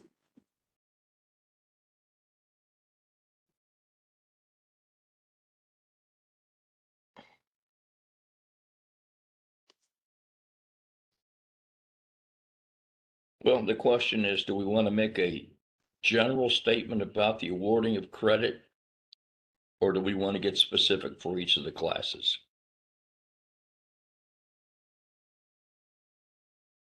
It seems to me that the only classes we really have specific guidance on are genre literature and mythology, like Ms. Dockery just noted. And even that is just, if you're going to do it a second time, make sure the genre or the mythology is different. But I wonder to what extent that might also be true for visual literacy, also true for creative writing, also true for advanced creative writing. Yes, I agree. So I think the language about the tasks for the two classes should be distinctly different largely captures that. I mean, it doesn't completely. I guess there's a way it could be elided there, but I think it mostly does that. Maybe like task or focus. Maybe there's some other word that we could just insert that encapsulates. The tasks or foci for the two classes should be distinctly different. Perhaps, and now you're working on a statement. You're working on a statement that generally applies to all these classes. Yes. If we were going to do that, yes. But I don't. I want to know what people want to do. And then also, if we were to include the statement, would it go above the chart? Would it go below the chart? Physically on the page, where would it go? I would put it below the chart.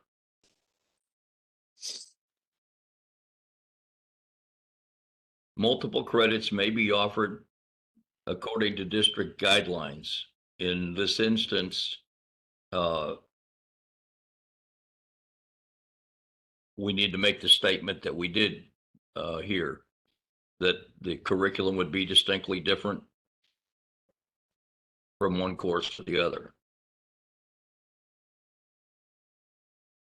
Multiple credits may be offered.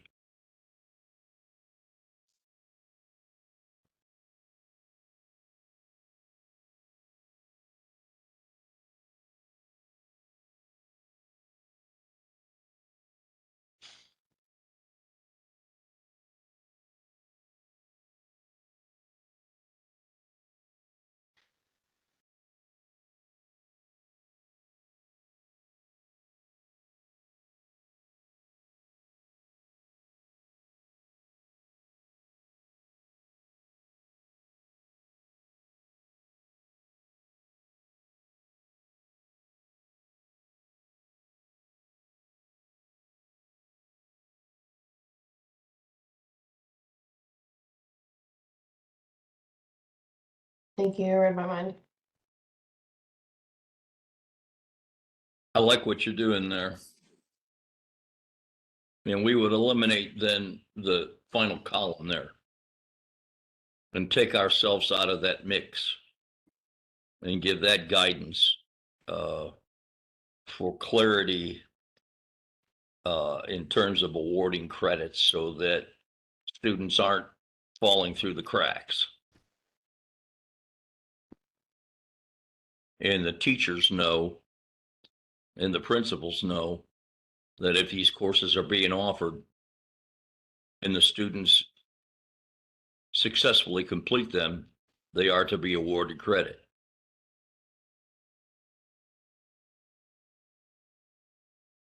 Do people feel like this language is, I mean, I don't want to lose anything. I don't want to anything to be lost in translation here. So do we feel as if this does the job, or do we still want to work on this?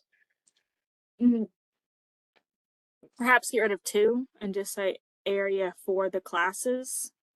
So I don't know if they wanted to offer genre studies for 3 credits or something, then they could.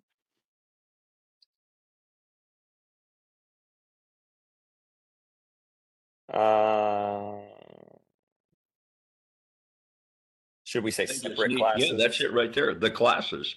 You don't need to say the 2. Just say the classes. You don't need to put the number in there.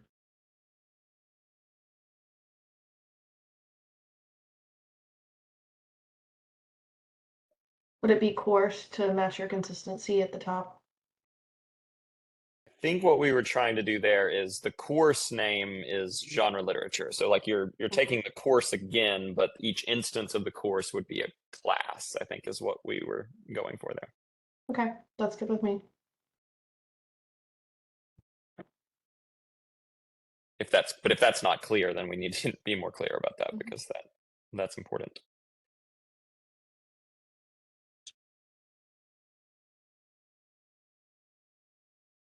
So should we say the I mean, we're saying. I just want to make sure Yeah, I okay. understand y'all's intent because quite Yeah. frankly, I get lots of questions from districts and random school counselors will call me and be like, hey, can I do this? Can I do that? Can I do this? I mean, we could say, since we use the word offered, we could say the tasks and or focus area for the offering should be distinctly different. We could say offering instead of classes. But if we don't like that, if I don't think so.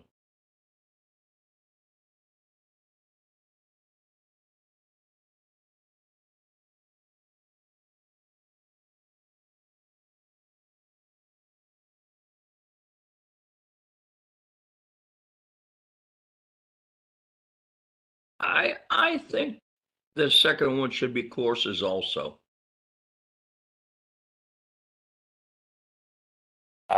just since we've specified up in the chart that each course is genre literature mythology, it makes it seem like we're talking about a course progression, like from journalism 1 to journalism 2 to journalism 3, which is true, but I think what we're really saying is from each instance of the course taken. So like if you're taking journalism 1 twice, then the second time you take journalism 1, you're permitted to build upon the work that you did in the first instance of journalism 1. Okay. If we say course, I think that gets elided a little bit.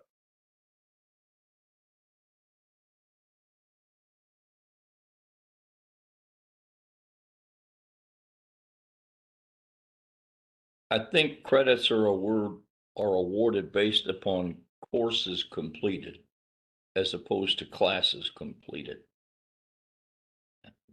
I think the word course would be better there. That's my personal opinion.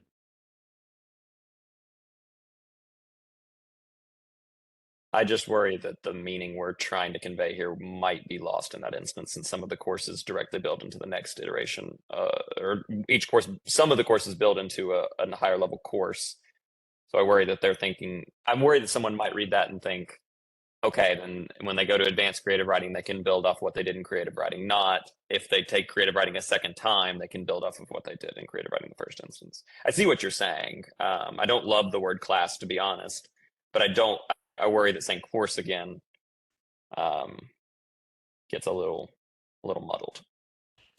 Would the word iteration help? Each iteration of the course, or I'm just trying to come up with a and/or focus areas for each iteration of the course. So I guess a compromise maybe. Is there some other word we could add to make it clearer?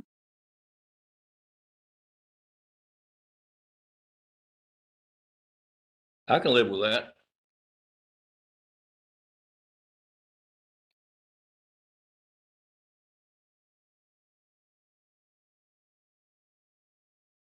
And then do we put like an example, perhaps even to make it crystal clear?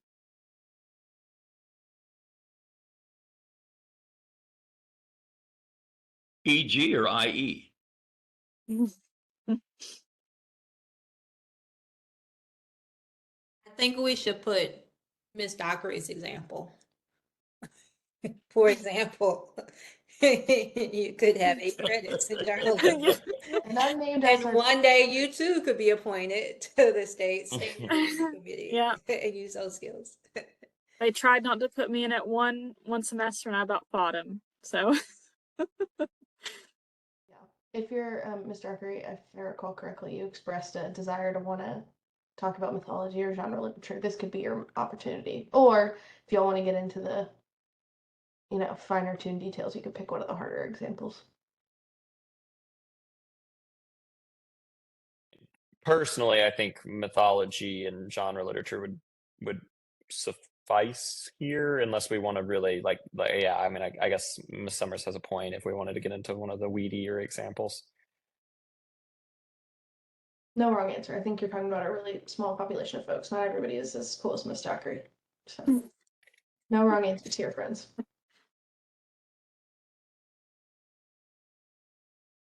I would prefer to remain moot on the issue. or So I we mean, if could we do 2 examples.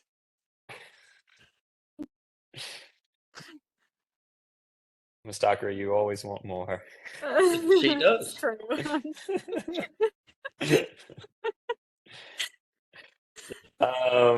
So if we did say genre literature, since it's the first one, for example, if a student takes a genre literature course focused on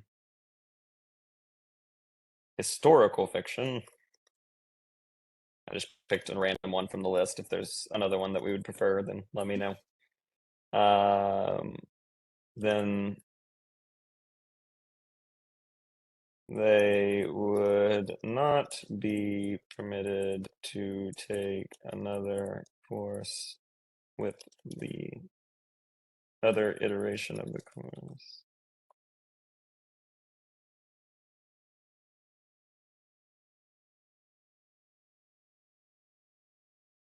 The same content. but the student would be permitted to take another iteration of the course focused on young adult literature.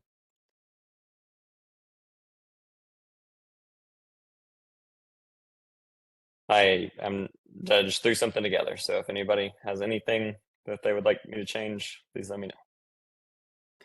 Would that language at all make it seem like you couldn't take journalism 8 times?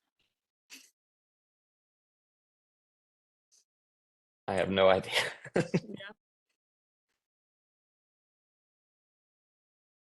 I don't know. It just means you're gonna be doing things different in journalism.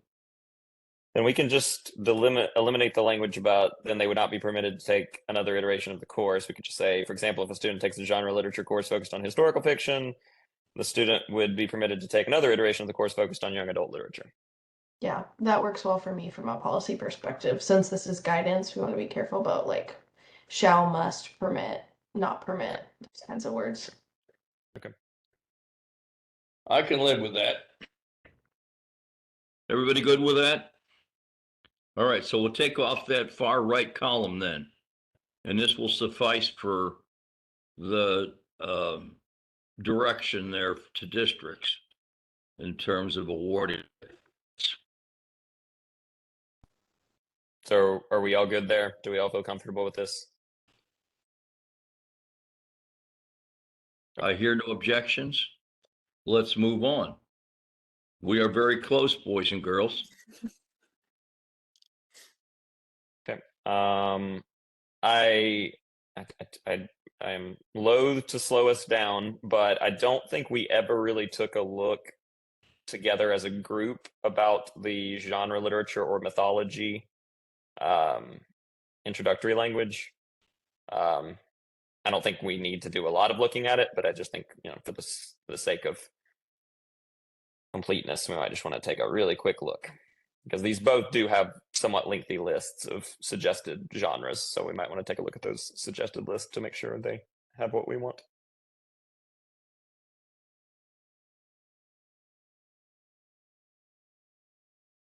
So long I cannot fit it on one page. So if I need to scroll at any point, someone tell me.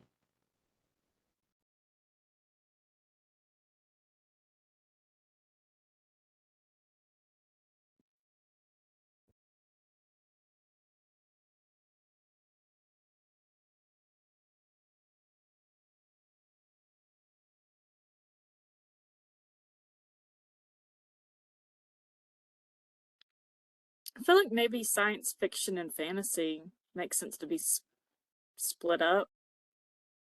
Am I wrong there?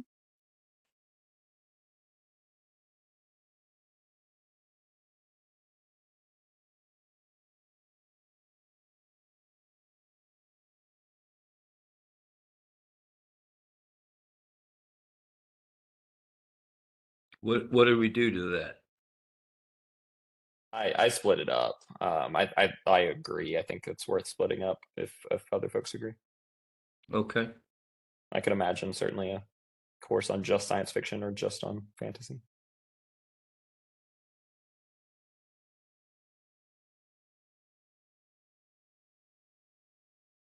And it sure is very open. Author studies is listed twice.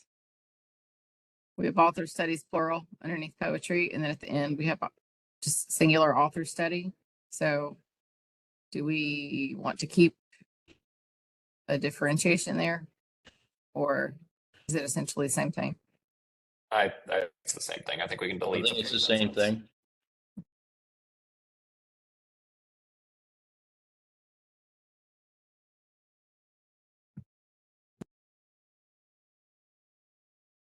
Okay. Any other changes to that? Do we Then need to we spell move out? Do we need to spell out AAPI instead of using an acronym without defining it?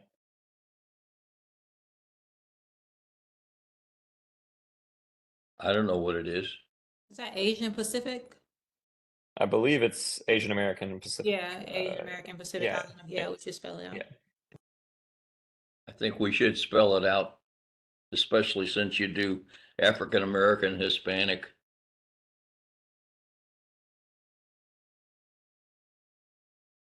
Okay. Oh. How'd I?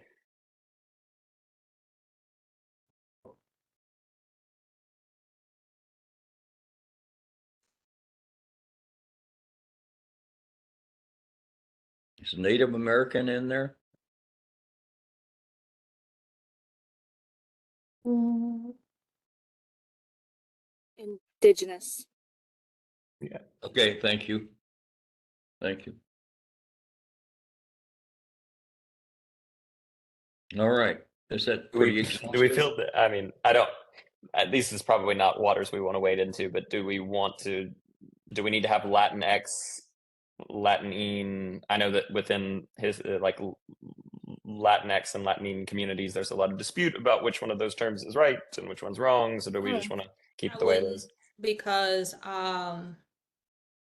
they're already influx of changing, like they're already evolving. So I would just what do we have currently? We have Hispanic / Latinx and then parentheses E literature. So we kind of just did it all.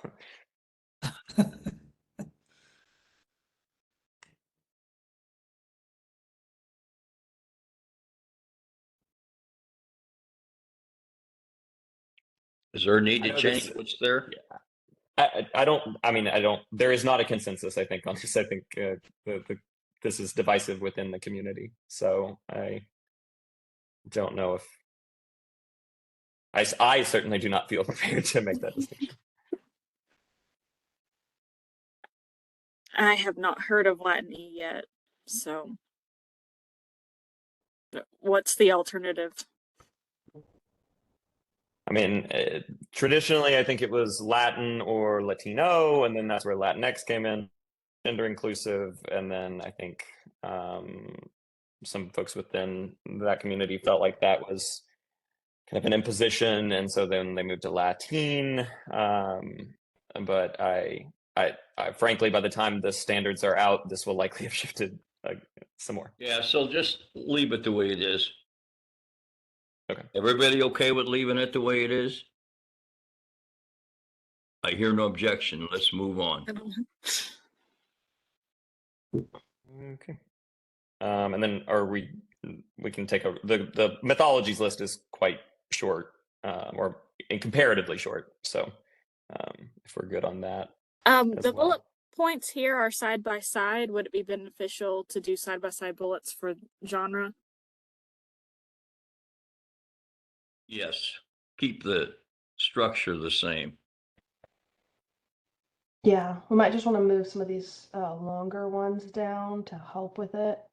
Like poetry, all the ones with parentheses, essentially. Here, I can help with that if we're all in agreement.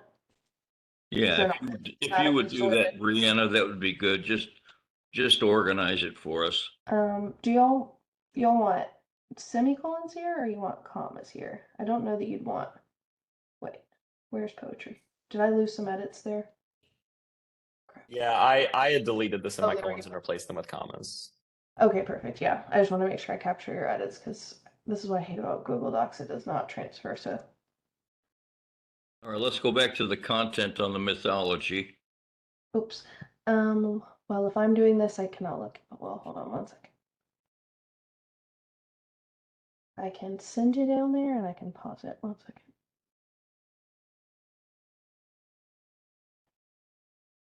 I'm glad to see we included Zoroastrianism.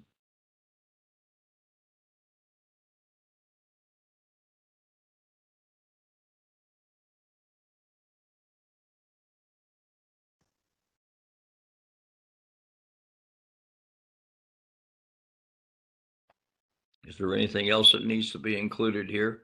No, that's just suggested mythologies. It's not meant to be an exhaustive list. No. I think the list is sufficient. Okay. And no objection to that, no changes recommended. Let's move on. Okay, so are we good on the supporting language for the ELA elective courses? Well, that's what I hear. No objections? Okay, we're good. Okay.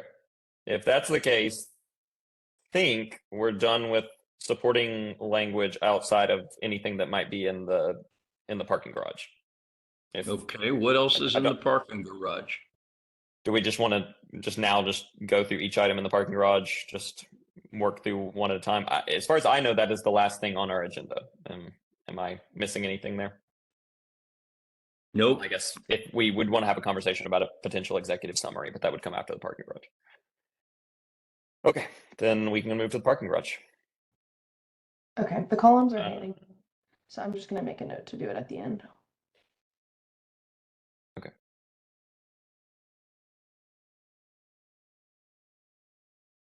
I can pull up the parking garage as soon as I fix this. Yeah, the first item in the parking garage is I think pretty simple. It's just about linking standards, and I think we made the decision that those were going to exist in the standards guide, and I think we've notated that in our wish list. So I think we should be okay to check that off. It just says linking standards if, where, and how, but I believe you've covered that. Do folks agree there? Agreed. Yep. Okay.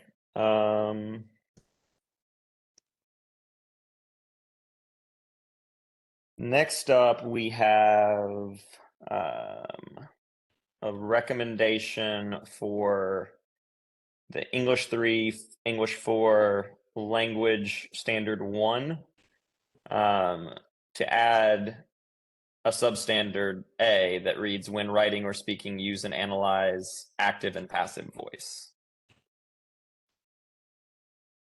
And the question was whether or not we wanted to just have an A as a substandard. I thought what we did was to revise that so it was included, so we wouldn't have to go with an A. Currently, there's just an A in our revised standards. So, Okay, yes, we did. I thought we discussed just combining it, so we were not left with just an A. Would how a would we semicolon work there? combine that then, Lacey? Sorry? How would we combine that then? I'm having trouble seeing the entire standard. It's, okay, there we go.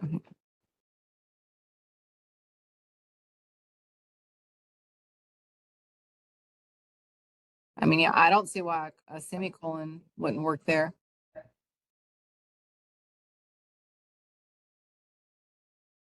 I'm good with a semicolon. Actually, I have well, never mind. Yes.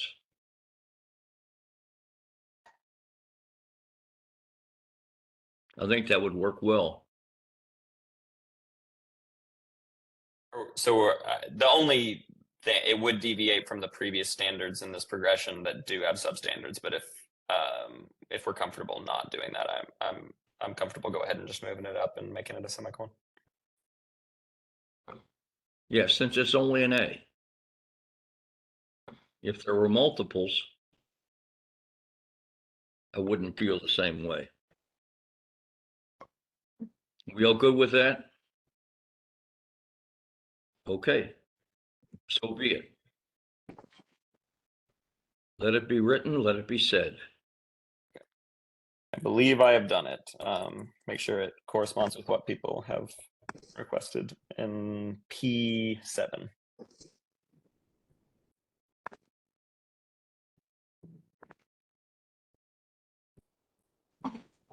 Oh, I thought I did it and then it just came back.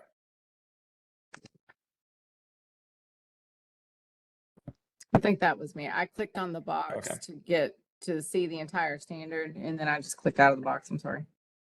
Oh, you're I will not click. No clicking. So does that look right to everyone? Oh, I guess it's not on. I guess we're on the parking garage, but in P7. I don't know if I'm looking at this incorrectly or not, but do we just have active and passive voice in junior and senior year? I feel like we talked about having it throughout quite a few standards or grade levels, I guess. Okay, I see an 8th. Yeah, it looks like we skipped it for 9 and 12. Somebody tell me if I'm missing something.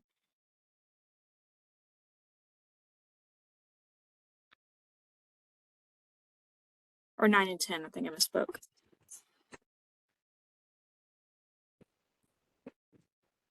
Yeah, you're right. It's not in 910. I I believe think we that's a added it mistake. to, yeah, I think we added it to 1112 because of the note in the parking garage. And then I think we didn't add it to 910 because there was not a note in the parking garage that corresponded to that. Well, then we would have an AB. If we wanted to have, oh, never mind. That's nice. Ignore me. Yeah, But I think what we thought would that- do is we would add a C to E1, E2. yeah. Are we good with doing that then? Did- Making I that heard someone- modification? Ms. Already Hall, was it done? you who was about to make a comment, or I thought I heard someone about to I make a thought we had discussed the fact that we were basically introducing it in the middle grades and then building upon sentence structures, using phrases effectively in 910, and then ultimately doing that with proficiency in I'm saying 910, I mean 3-4, and then we're introducing that concept of analyzing the active and passive voice there. That was I think that was the thought process. I don't know if that That is shines true. through. Yeah, that is true, because the language in 8th grade is identify and use, and in E3, E4, it's use and analyze. So there is a progression in difficulty there.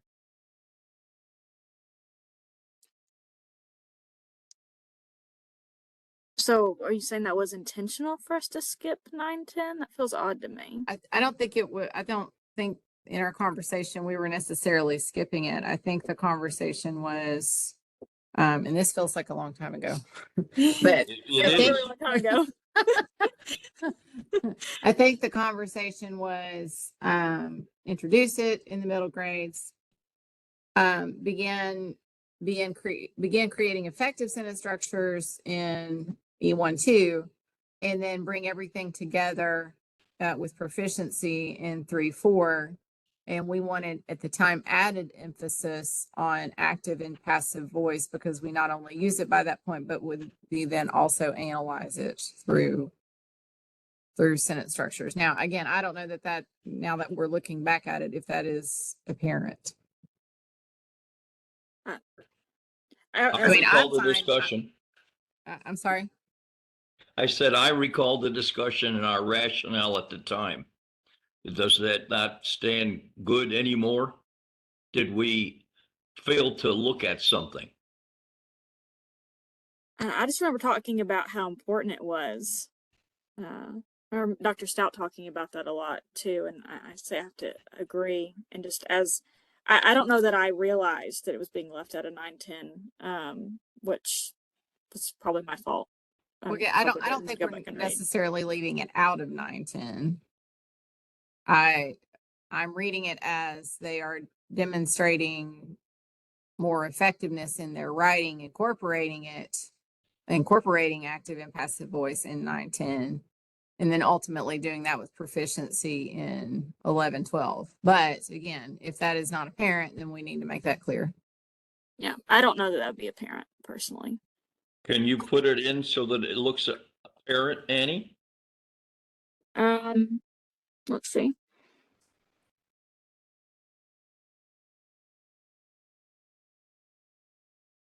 I think only Coach Hilliard Sure. has editing capability there. So I would just be adding, would it be the exact same language from 1112, just move to a substandard on E1, E2?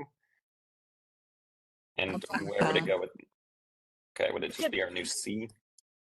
Would it maybe be just potentially just use active and passive voice instead of use and analyze. I think I did remember a discussion about how analyzing how passive voice can be a rhetorical tool.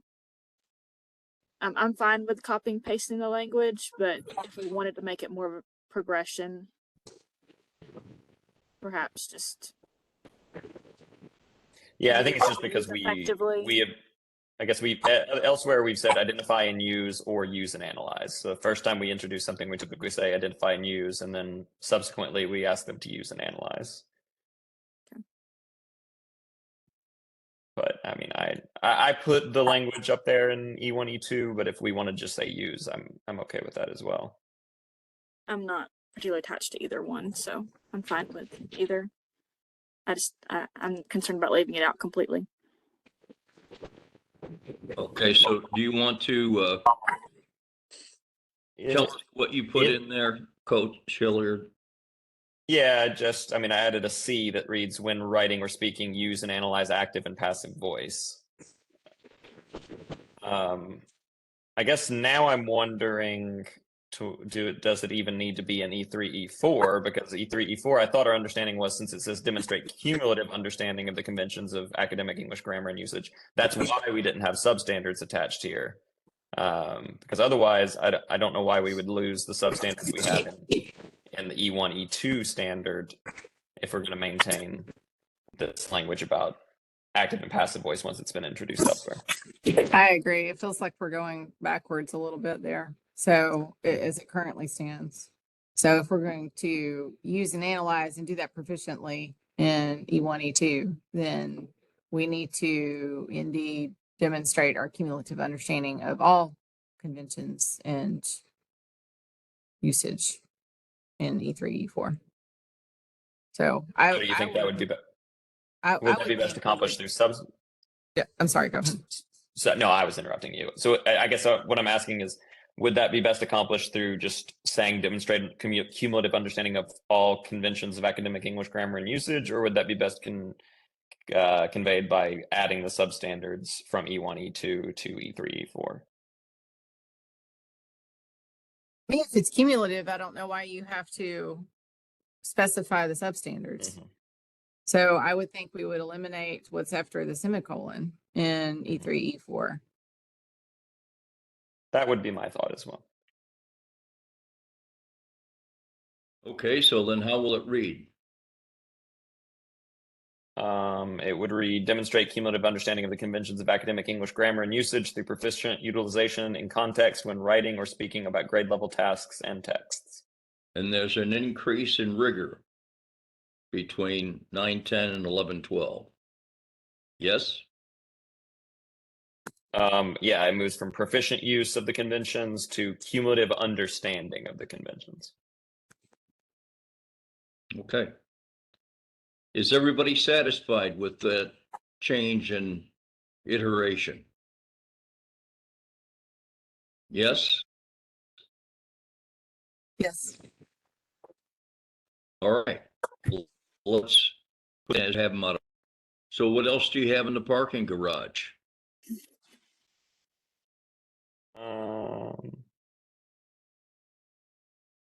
I have. Sorry, I'm just doing a quick fix of the editing notes that we had, because we had the suggested change box, and I just want to make sure that accurately reflects what we actually changed. So I'm just taking a second to do that. Okay. Next up is add lists of roots and affixes to the appendix. That's already been done. Are we in agreement there? Yes. Yes. Okay. The next item on the parking garage is differentiate between IE and EG, potentially substitute for example for EG and specifically for IE. Are we comfortable with the decision we made to use IE and or IE and specifically? I am. We talked about that for each standard. So I think we've addressed that quite well. Everybody else feel that? Agreed. Okay. Did we update the table? I'm just trying to remind myself. Yes. Okay, cool. And then it looks like it was flagged for language and foundational literacy. We went back and looked there. I have been checking that as I've written rationales.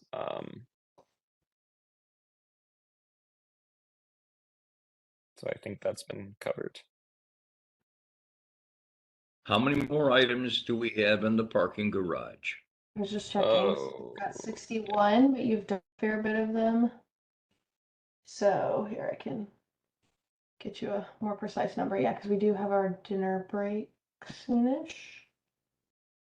Let's see. False. I counted them 32 on a very quick scan. I'm probably plus or minus 2 or 3, but I counted 32. Precise as ever. 32. You're halfway done, essentially. Okay, so if we can't do those in 15 minutes, then I want to suggest that we take a 20-minute break for supper and finish this as soon as we're done. If you want to take a look at those other items, it may only take us 10, 15 more minutes if we get a chance to look at it. Yeah, they're also very different in scope, I would argue. Now, will we have a quorum if we come back at 6:10? I believe so. It's just Miss Singletary that needs to leave. Am I missing anyone? Okay, just Miss Singletary. Then 6:30. Yeah. let's do this. We'll declare a recess for 20 minutes for supper. We'll come back invigorated and ready to conclude quickly. And we'll take a vote at the end on all the work we've done. See you at 6:10, boys and girls. Thank you.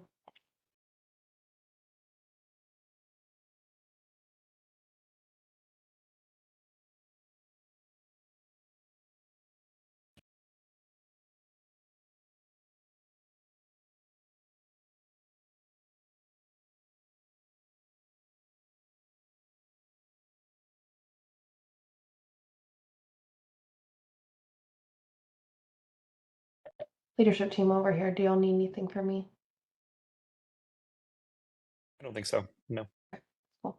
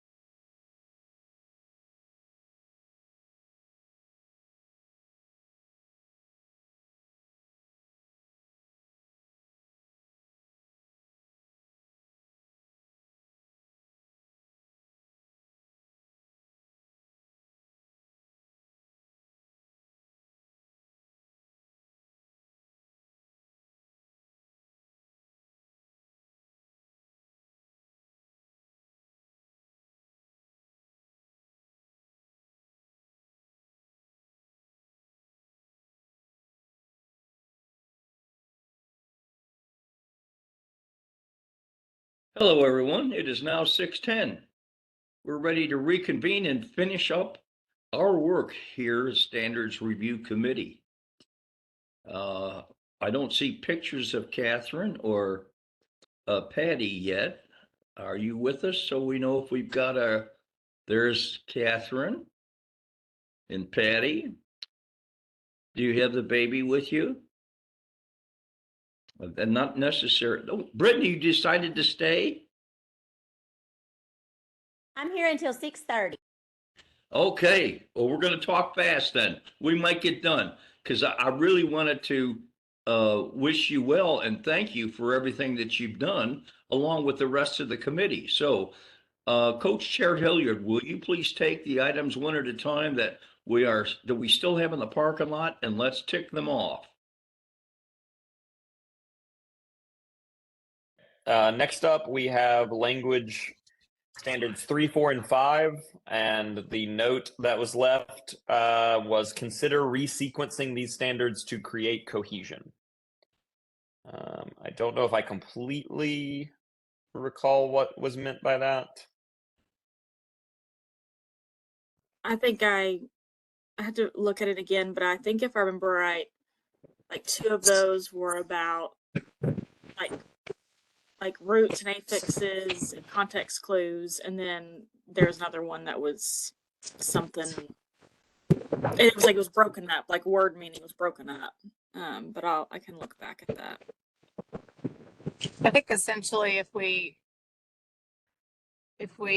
just make VAU 5, VAU 4, and just flip them, that might solve what we were discussing at the time. That sounds like a simple solution. Annie, does that do it for you? I think so. I'm reading now, but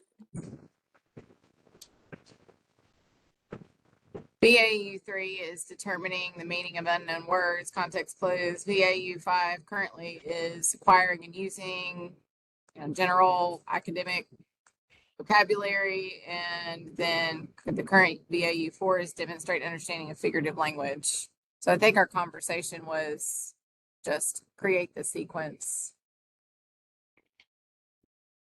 That works? Okay.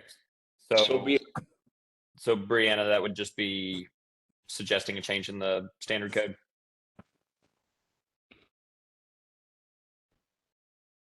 Yep. Okay. Give me just a second to do that because that is a little bit of editing. I know we're trying to move quickly, but I don't want to. My concern about not doing it now is that I don't want to have 30 different. We understand. We completely agree with you. If I may, the committee could look at the next item. It looks like that's how we feel about returning progression of advanced features to grade 1. So if everybody wants to go to 1, FLPC 1, and collect their thoughts.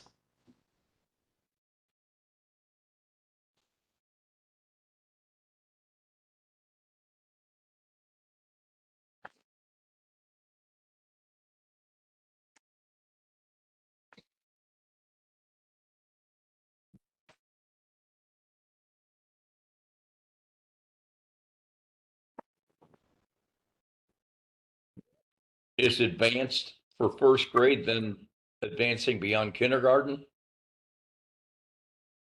I think so. It's, do you want to define advanced features? I think is the question at hand, and if so, what?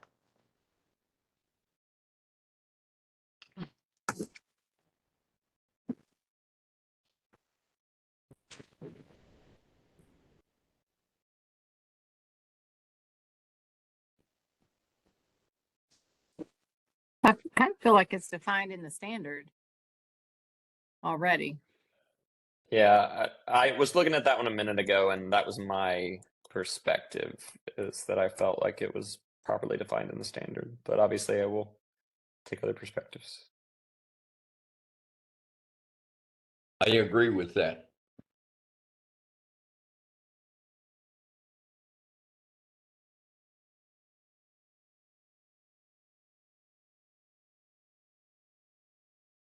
Does anyone disagree with that? It's addressed in the substandards too. Oh, okay, so we've done that. That's good. Next. I just finished making edits to the language one that we had asked to do. So if we're good on advanced features, then next up is add language regarding use of digital technology to K through 5. And then the subsequent note is look for appropriate standards to incorporate this language. So I think there was just a desire to add some language about digital tools or digital technology to standards K through 5, just in writing, reading, and language is what's listed here.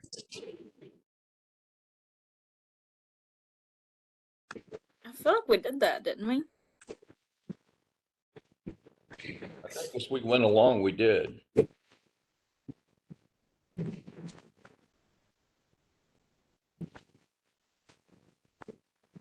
If we searched under digital technology, Brianna, what would we come up with? That's what you've got on the screen. You've got print or digital text in 2nd grade. Well, let me make sure that's a revised standard.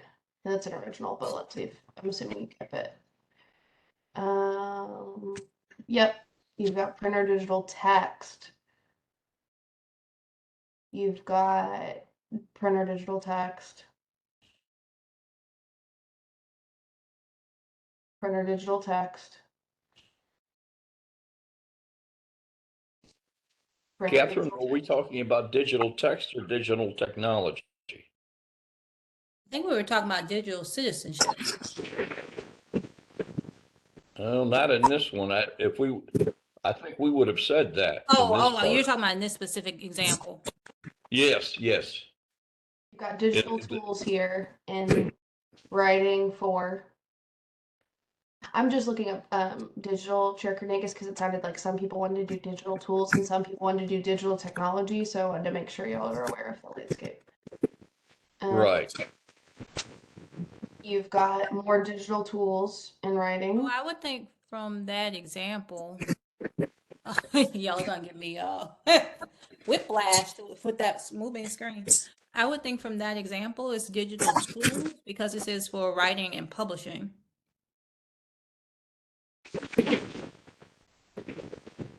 Well, do you think it's been adequately addressed then, as we moved along? I think it might have been something that we noted that we wanted to make sure we did, but I believe, as part of our discussion, we continually, made that, part of the standards as they came up. Yeah, I don't have a problem with the standard as written. What are we solving for? What was the original concern? Yeah, the Well, item. it's in the parking lot, Catherine. Yeah, And the item in the parking garage was that I'll read it exactly. It read add language regarding use of digital technology in K through 5. Look for appropriate standards to incorporate this language. I think I feel comfortable with what we did throughout. Okay. sounds like we've done it already then. Is everybody satisfied that we've completed that? I see a lot of heads. Yeah, we're good with that. Okay. Let's move on next.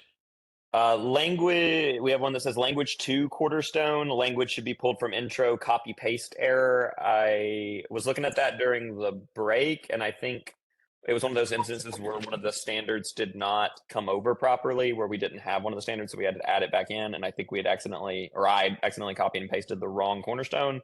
But I switched it over to the correct cornerstone now, so it should be correct now. Okay, thank you. Next. Next up is KFLD3. This one's a really quick one. It's a foundational literacy 3 thing. Every other instance where we talk about, it's in substandard E. So if you look at substandard E for that, every other instance we talk about word or letter combinations, we do not put them in quotation marks, but then we put QU inside quotation marks. So my only ask was that we just perhaps get rid of those quotation marks around QU, just to be consistent. I'm good with that. Everybody good with that? Yes. Okay, do. Yeah, You're going to see a few of these, which are things that I think we definitely want to do. I just didn't when I noticed them when we were doing rationales, and I didn't want to just do it on my own accord. I didn't want to Sure. act without. Thank you. Next up, we have speaking and listening introduction. So this is the introductory language for speaking and listening. And it reads, potentially add language explaining rationale behind speaking and listening standards progressing from information to ultimately blending information and argument. So this was a request that we provide that rationale to the introduction to speaking and listening, not the standards themselves. Okay, so what does that introduction look like, Brianna? Yeah, 1 second. I was looking at the other similar speaking and listening.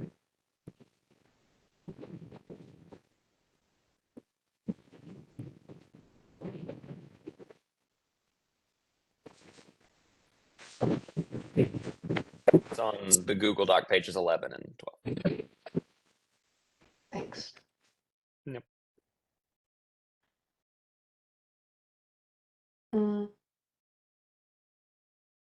I'm just checking. You said we got rid of the leaking standards language.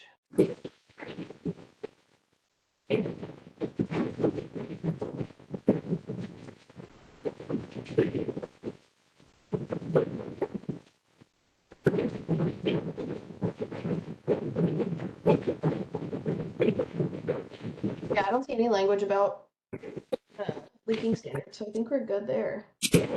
The other piece was related It was to adding language. it was add language explaining rationale behind standard the standard progressing from information to ultimately blending information and argument. I kind of personally think the standards speak for themselves in that regard, but if other folks think that language should be added, we can add it. It's not necessarily the standard, it's why we're moving in that direction from information to blending.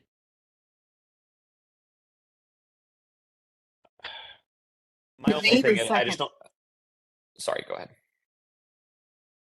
To me, the second paragraph of the speaking and listening intro, I mean, the second to last paragraph of the speaking and listening intro justifies that. Specifically the language regarding the workplace demands. And if they're verbally conveying complex concepts with confidence and clarity. I mean, concepts to me includes information and argument. I don't know that we necessarily need to differentiate there. So I feel like it's fine, but I'm open to what the rest of the committee thinks. I happen to agree with you there. Yes.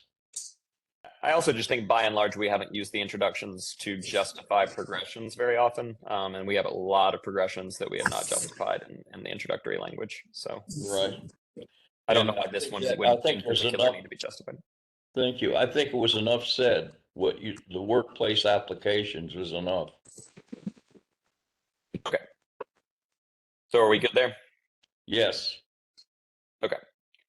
This one was Patty's recommendation, Ms. Baird's recommendation that we edit the word ensure and or when documents use the phrasing ensure all, just to eliminate instances of us saying we're going to ensure something for legal reasons.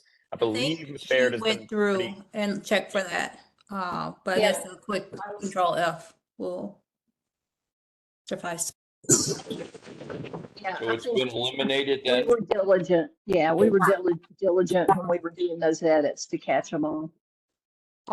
Hey, Miss Baird, I didn't mean to speak for you. I'm sorry. I didn't know you were on the call. That's all right. I'm just not on the picture. All right, so Patty, you're confident then in our discussions, we did as this had directed. Yes. About Yep, we ensure did. student interest. Except for this one. That's okay. It's on the electives document. And I mean, student interest feels slightly different than the context I think you brought up, but it's certainly one we could still remove. we could just say garner student interest. That works for folks. Yep, worked. I'm good with that. Thank you. Is there any place else it occurs? I just checked, we're good.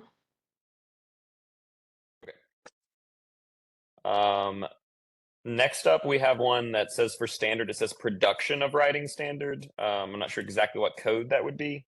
And it just says incorporate original standard language for using multimedia elements, etc. In PDW 6 standard. We no longer have a PDW 6, so I think this is saying to incorporate some language from the old PDW 6. Yeah, we're not 4. I can pull up the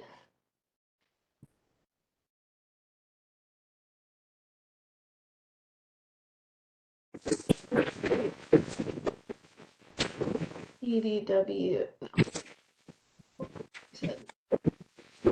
6.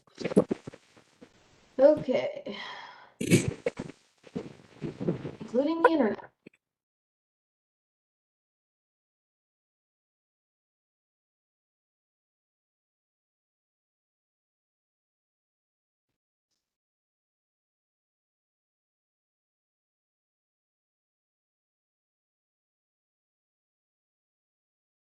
Okay. So you've got the current standards on the right with the original .6, and you've got the new standards on the left. Anything we want to pull over?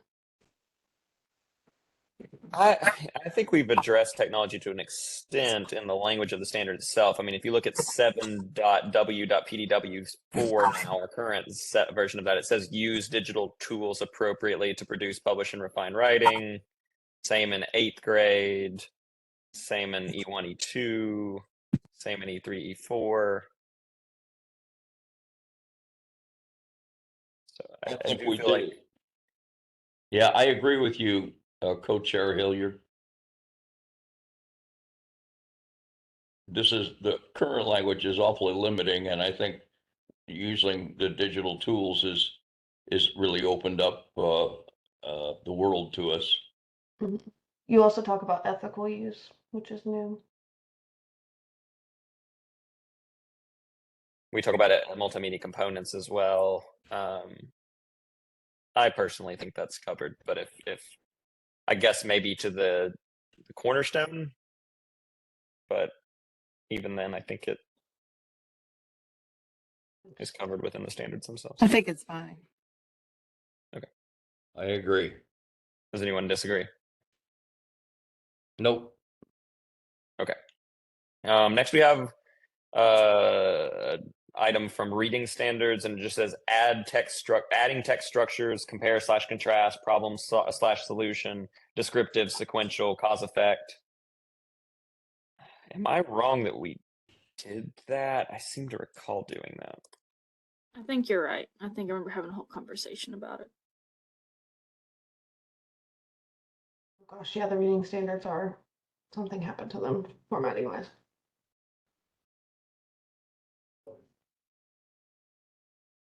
Sorry. Yeah, I mean, like in it's 6.ri.cs5, for instance, our revised version says analyze the structure an author uses to organize in a text, e.g. sequential, cause and effect. We also include that in the 7th grade version of the standard, the 8th grade version of the standard. It sounds like we've included it, Annie. Are you satisfied with that? Okay. Everybody else satisfied that we added that? All right, that's good. Been addressed. Okay. Next, we have writing standards, edit proposal, revisit to determine if we can modify language to emphasize one style or another per grade level. So this was the conversation of modes of writing. I would hope we're not going to revisit that conversation. That was an hour long discussion. I think we did that. An hour long. That was like a 3-day long discussion. I think 2 I days on spent my several count. years of my life on that conversation. I say it's done. I would Next. agree. This might not be the appropriate time to mention this, but that's also on our wish list. We might be mindful that we're not. I don't know if you all are planning to visit the wish list today or not, but we So probably good be mindful that we're not giving false It's today or asks. never. Okay. Oh, but you do want to make, Ms. Archer, if I'm understanding you right, you want to make sure that you're not asking for anything in the wish list that doesn't reflect your most current thinking, so that TDOE doesn't do something you don't actually want them to do. That's a good flag. I had not thought about the wish list. Correct. Yeah, that is, we should do that. Yes. Save that for our final at bat. Okay. Yeah, I was a little confused by the about next an item hour. on. What's that? Just a flag for the group. We've got about an hour. Okay. The next item on the parking garage confused me a little bit. It is for standard 8.w.ttp3. So the third writing standard for 8th grade, and it just says synthesizing language. I'm going there to the standard. We had a conversation specifically about the word synthesizing, whether that was Oh, okay. appropriate at that grade level. Gosh, don't they have another writing standards? What's going on? Tammy, what do you think? I don't teach middle school, but I would think it would be.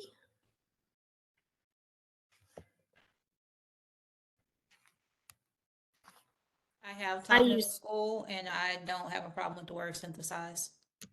I use that word with my 8th graders all the time.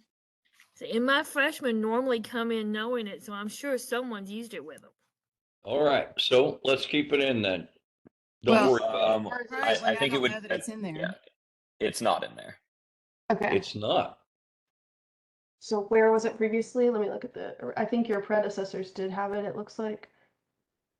And that was, okay, so this is that right? Okay, this is what your predecessors came up with up here. I don't see the synthesizing. Was that something new someone introduced? Yeah, I think so. It I was a see. discussion I think we had for vertical alignment. I see.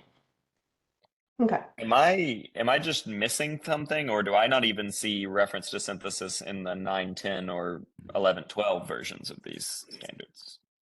Mm, I mean, gotta be careful because we've got synthesizing. Hold on. You're right. But I would think SYN would probably get most instances. We've got 11 instances. Everyone close your eyes.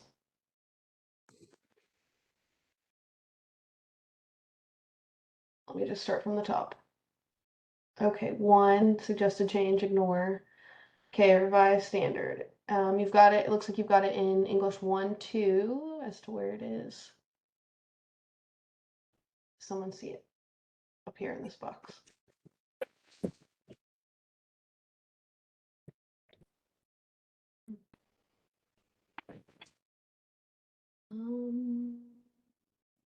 Doesn't look like you've used it as one of the like intro verbs, which is where I thought it would be.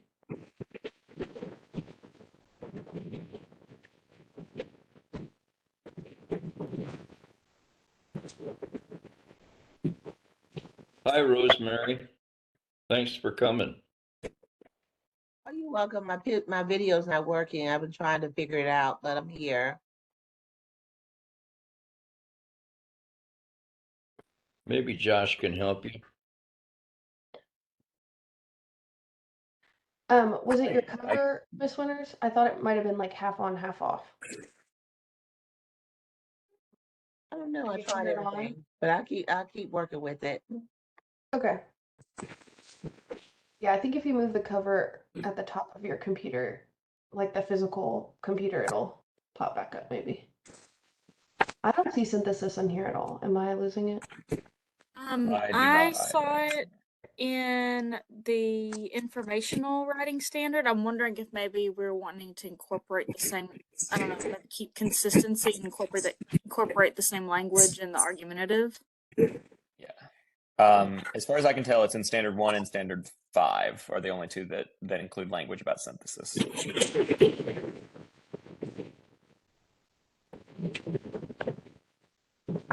So what's our solution then? When do we first introduce it in standard 1? 8th grade? I believe so. Yes. And we introduce it by saying, develop the topic by synthesizing multiple pieces of evidence. Organize and synthesize ideas. That's how we use it in that context. So for this argument, would it just be, instead of use credible sources and demonstrate an understanding of the topic or source material, wouldn't it be just synthesize credible sources? I like that.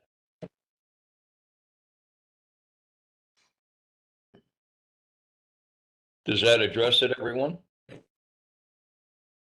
feel like it does make sense to, because synthesize, I would say, is a higher level than use. So if we're going to have it in one type of writing, I think it makes sense to have it in the others that it's applicable for. Do we want to do that Agreed. in 8, 9, 10, and 11, 12 for the third standard, the argumentative writing standard? Yes. Is it 9 through 12 for informational as well? Did anybody check that? I'm looking. I believe so. I think I just Okay. checked that. But I would be very happy to have that double checked. I'm having a hard time locating anything. I only see it in English 1, 2, English 3, 4.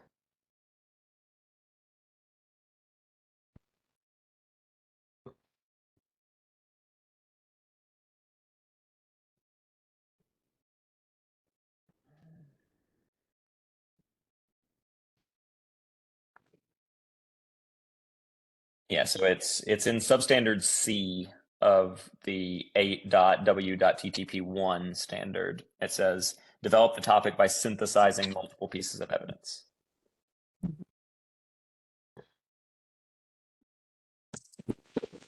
So yes, so we should mirror that in the argument standard.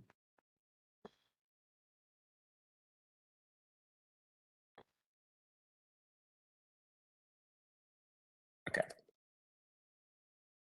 I am nearly done making that edit to the argument writing standards if folks want to check me there. I didn't see it in the 912 informational standards. Oh, sorry. I thought you said argument. In the are we talking about there? You don't see it in the informational standards? I was talking about the argument, the proposed edit to the argument. It's an 8, but not 9 through 12. No, it's there. It's in Where? organize and synthesize ideas for E3, E4. Oh, It's I'm substandard looking at B. the wrong column. I'm sorry. I'm looking at the original. My bad. I'm so sorry. Okay, so the modifications we made then are sufficient? Yeah, all I did was just change the substandard that did say use credible sources to synthesize credible sources. Excellent. That's okay. I see everybody nodding their heads. Let's move on to the next one. Okay.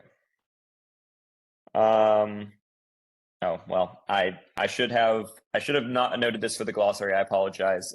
This one was listed as a writing standard something, but it's actually glossary. It says define reasons versus logical reasoning. So I think we got to that conversation about reasoning means one thing and a reason in support of an argument means another thing. I think we'd had a conversation about defining that in the glossary. I didn't flag that appropriately. I'm sorry. It's okay. It was marked under writing. Yes, that's my bad. I'm sure.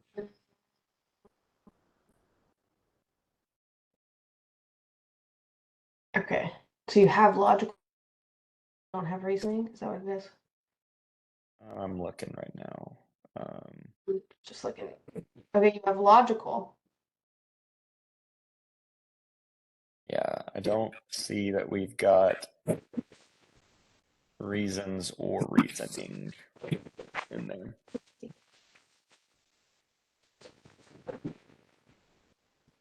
Both of those appear in the standards. Both reasons and logical reasoning.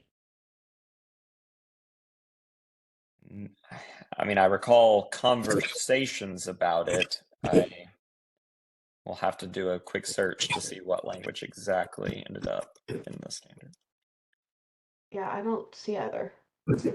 Other than I think isn't it more in like K through 5 standards? Main idea, details, reasons. Yeah, I think it's that shift we made from reasons in support of the claim in argumentative writing is to claims in support of the thesis. We do have references to logical reasoning throughout the argumentative writing standard progression. We use that phrase logical reasoning. Do we need to put it in the glossary then? Yes or no? And I mean, we do say reasons at an early age, supply reasons to support the opinion. I mean, I don't know. I know what's meant by logical reasoning. To me, in the definition for logical, if we're going to do that, then I almost feel like we should just add the word reasoning to the current definition of logical. I agree. I agree.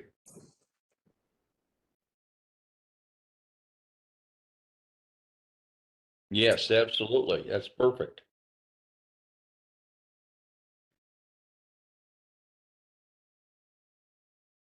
Okay, I can add that. So logical reasoning, employing a systematic approach to developing or evaluating an argument using concepts such as reliability, credibility, or validity. I mean, that I don't even see that we need to change the definition. I don't think it's either. fine as is. Well done.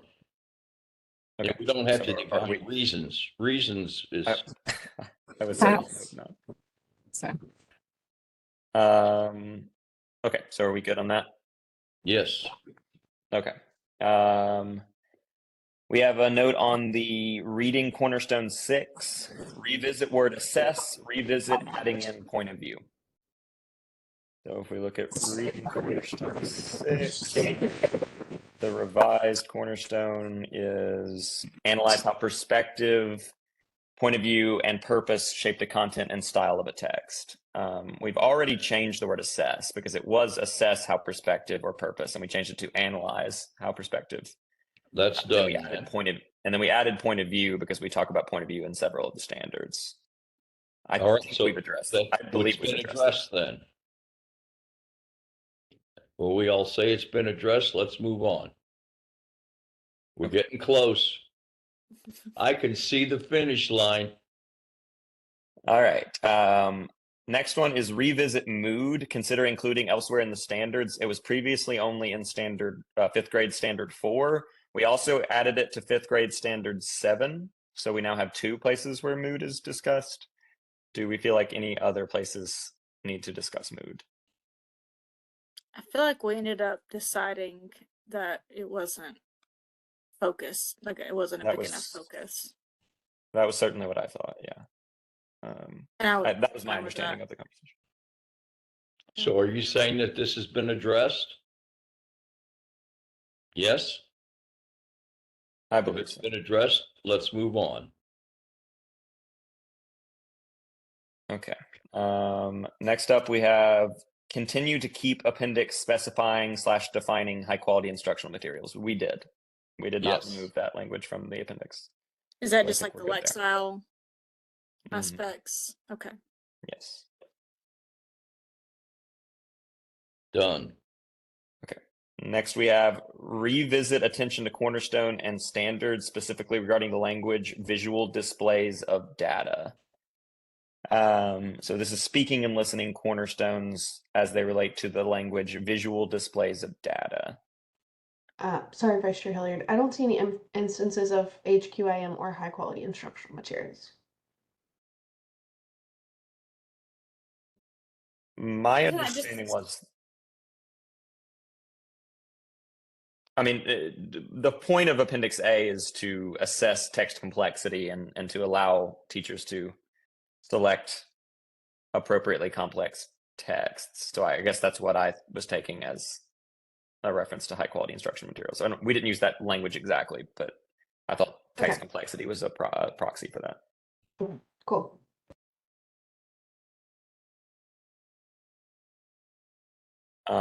So just revisiting parking garage 41 is the language of visual displays of data and the speaking and listening cornerstones. Let me just see if we still have that.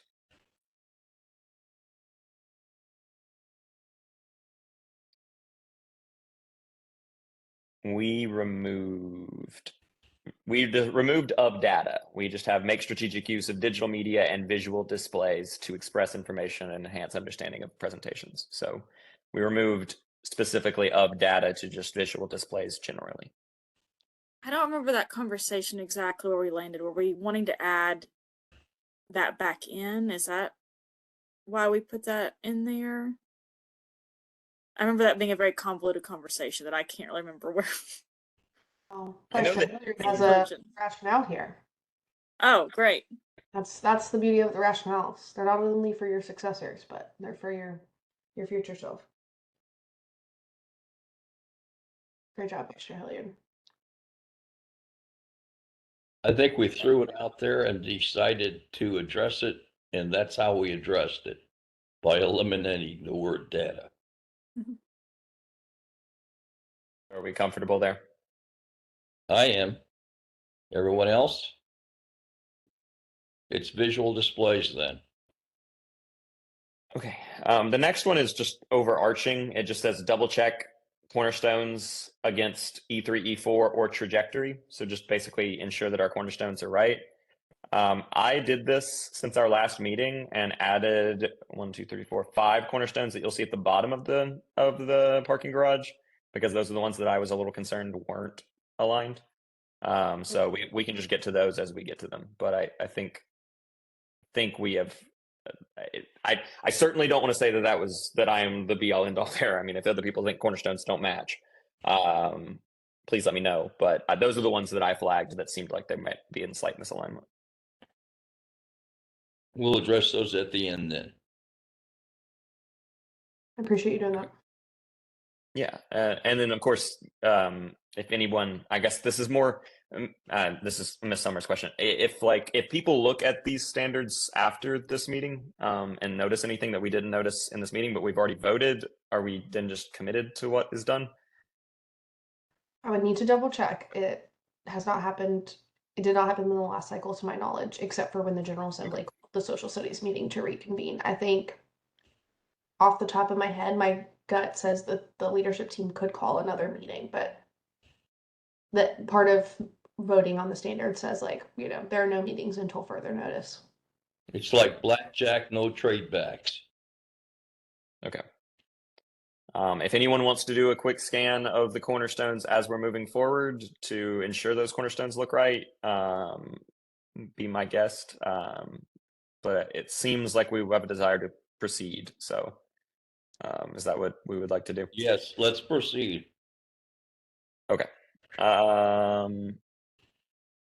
This just says electives table, creative writing in general. I think we've sorted out that electives table. I think we sure did. time on that. Okay.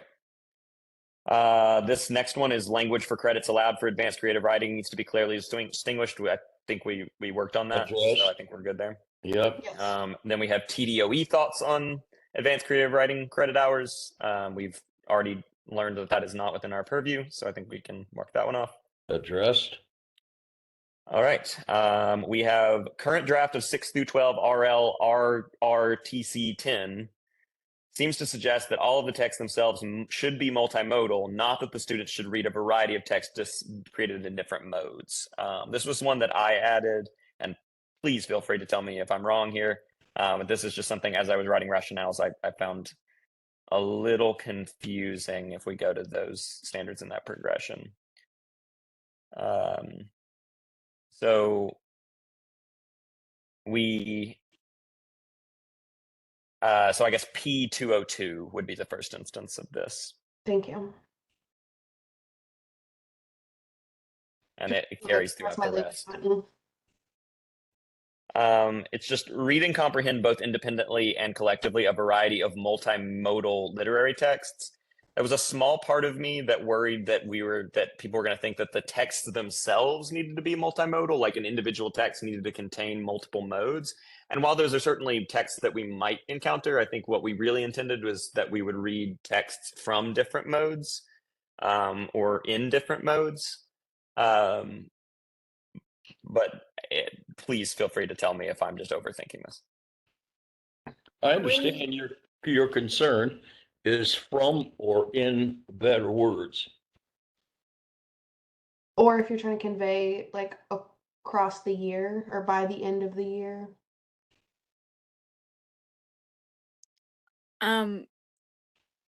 Based on how we've defined texts, can we just get rid of multimodal and that's implied? But I know this is also publisher facing, so I'm not sure if that's. We could also just say a multimodal variety of literary text rather than just, because then that's the variety is what's multimodal, not the text themselves. That Okay, seems to specify. they're excellent. Could you just say a wider range of, a variety of literary texts representing multiple modes? We could do that as well. The only thing is that multimodal's in the glossary, right? Yeah, I think we were intentional about the word multimodal. I think that was a Banks recommendation, maybe. Yes. Yeah. Right. Or keep it. Are we okay like with the way you multimodal stated it. variety? I think that's good. Yes. And I don't think we end up accidentally nixing something important that way either. Okay. Do you want a hot second to do that, Vice Chair Hilliard? Yeah, I will need just a hot second to do that. So granted. Okay. That brings us to, I think we solved the main idea, central idea debacle. Is that correct? Yes, we certainly have. Okay. Put a check mark there. Okay, I'm going to take us to 4, 5, back where we were a second ago on writing. Oh, we're already here. Beautiful. Okay, looks like we want to take a look at the progression. It's going to be hard to look at both of these because they're chunky, but hold on. Okay, y'all wanted to change as well as to including, and it looks like in 4th grade and 5th grade. So where is as well as? Substandard F. Thank you. I assume this is one that's similar because it's the discipline and subject specific, blah, blah, blah. That I felt like that was a carryover across the board. Any thoughts here? This may have been one of the ones I added, so if I'm nearly done with this, so I can join you all in just a moment. All good. Looks like F is identical for 4 and 5, so we can just take a look at one of them. At least for substandard F. Yeah, I'm thinking that's correct usage. The precise words and phrases, including discipline Agreed. Yeah. and subject specific.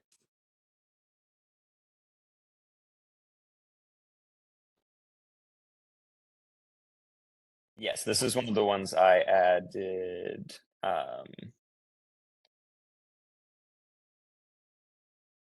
Yeah, that to me is just when we're talking about words and phrases, generally discipline and subject specific are examples of that, not something separate. So that's why I wanted to say including instead of as well as. I'm going along with that. Doctor Now? Agreed. Okay, thank you. Okay. Annie, you good with that? All right. Okay.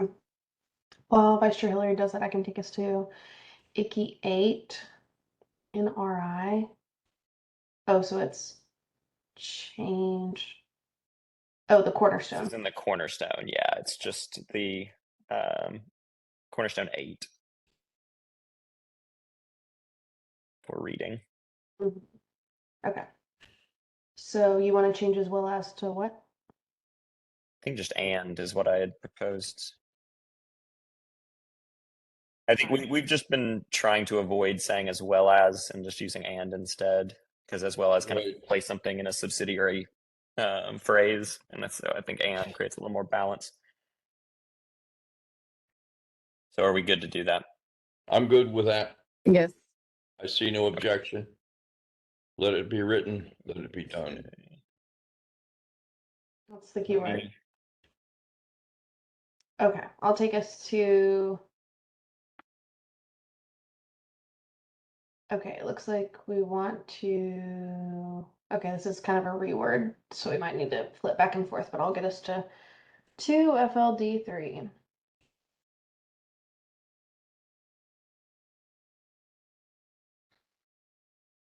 Oh, this is Yeah, on this the- one is another little small one that I found for wording.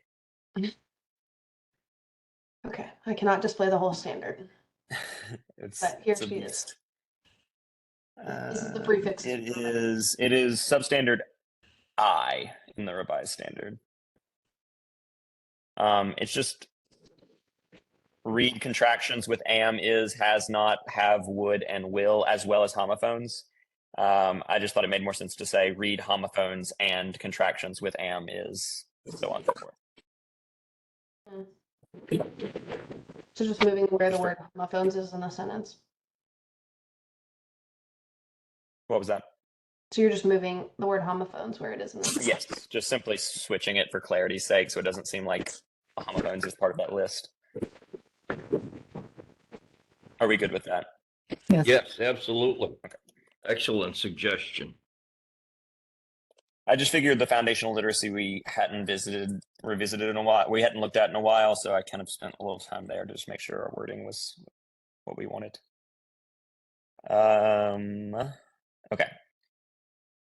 This is not one I added, this next one, but it's one that we had talked about, considering public feedback on foundational literacy RE pronouns. That was the public comment we had received.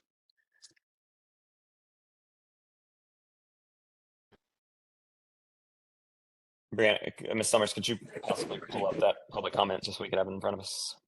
Yes, I'm pulling it up right now. 1 second. It's in your, if you want to follow along, it's in your SRC folder, written public comments ongoing, and it is 9/25/25. I don't, this is on Google Chrome. Let's see if it'll let me.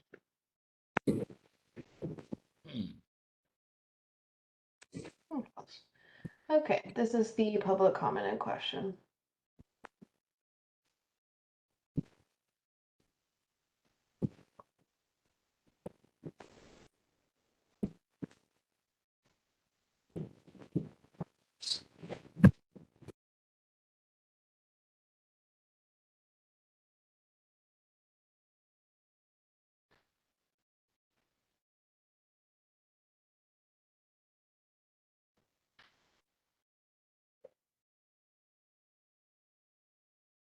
We can't say ensure.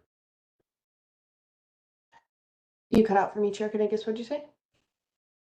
I say we can't say ensure. There you go.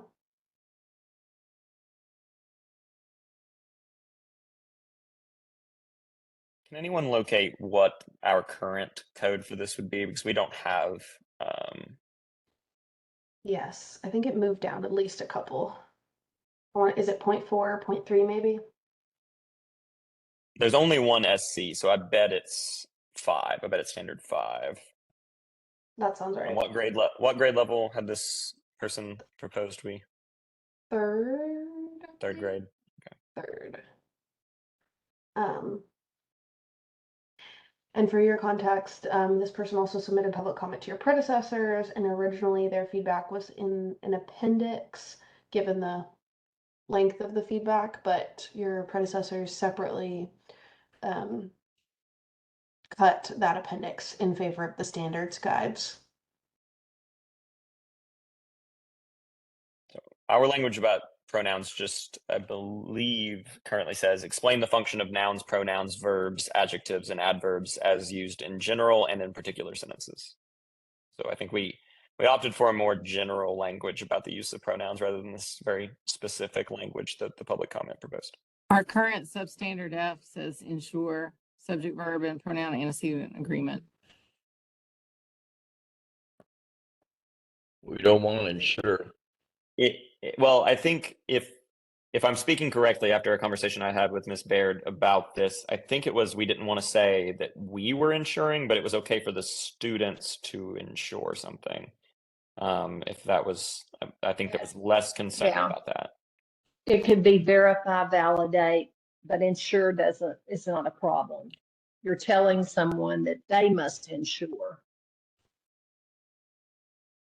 Right. We're not binding ourselves to that. We're asking the students to ensure agreement. Okay.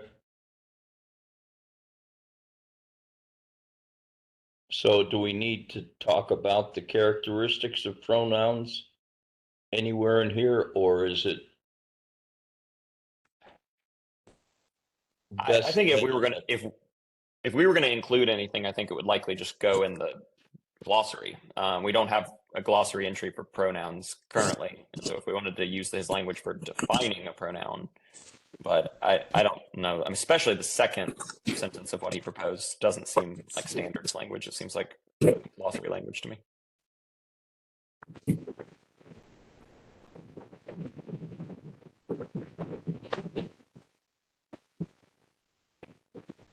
Does what we say address what's included in the comment?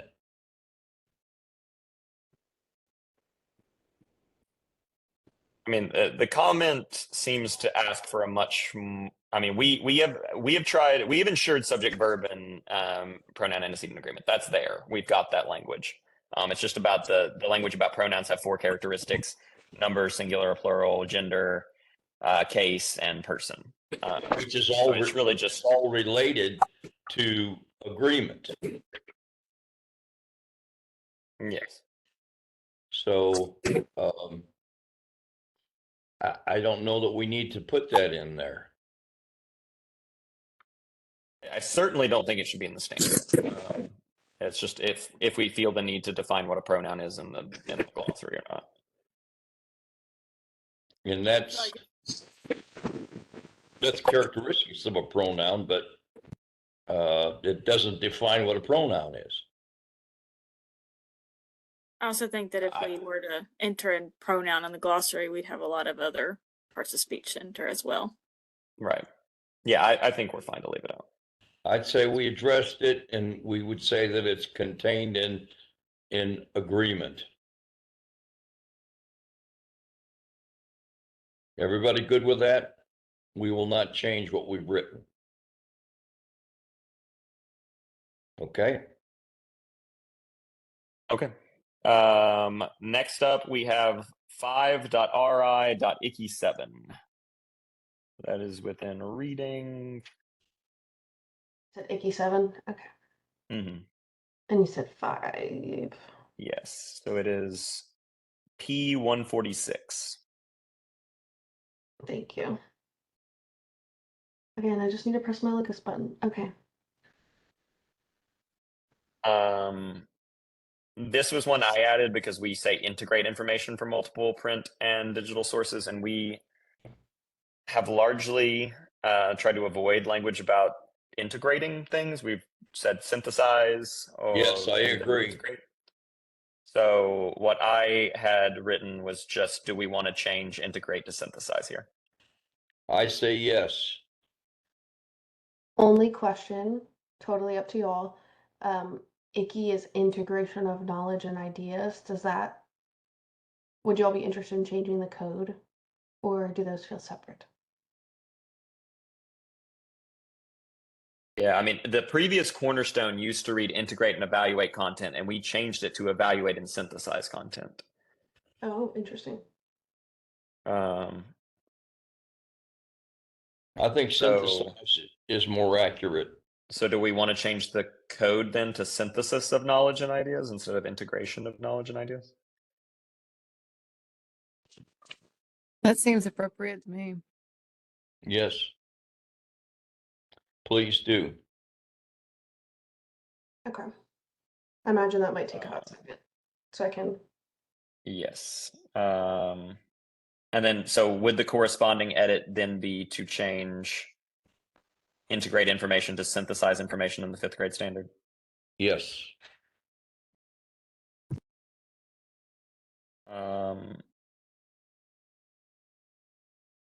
We probably need to change the standard code then, because ICI was from integration of knowledge and ideas, and so now it would be SKI instead of ICI. good luck with that one. If you say so. So ICI is this the end of ICI? Tammy, are you okay? Should we hold a funeral? I feel like Tammy likes Icky. Yes. No, I'm just giving you all a hard time. So is that changing the cornerstone as well? I think y'all already addressed the question. Oh, did. this is the old cornerstone. I think that's just a misrepresentation on my part. Yeah, That's the new one. we did. Yeah, we did edit the cornerstone. Yeah, we need a new category of K-12. I'm sorry, Vice Chair Hilliard. Yes, I'm doing the category at the moment, and then I think it's just changing the code to SKI instead of ICI, if that's what I'm hearing. Yep. While he's editing, Brianna, can you take us to the next one? Happily. Where were we? Okay, bam. Okay. Oh, these are our fun cornerstones, so maybe everybody can look at these silently. Okay, I do actually have I have a follow-up question. Sorry to disrupt. We're very close to the end. So the next cornerstone, the next category after the 7 is also integration of knowledge and ideas. So we had another ICI. We actually have. Is it 3 ickies? There are 3 ICIs, yeah. So are those going to become SKIs as well?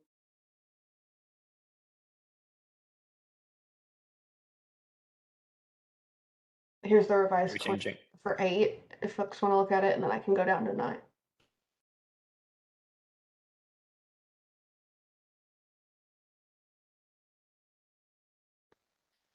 I don't think we have language about synthesis in those standards, but we also don't have language about integration. And it would seem odd to me to keep 2 categories that closely related with different terminology. Mm-hmm.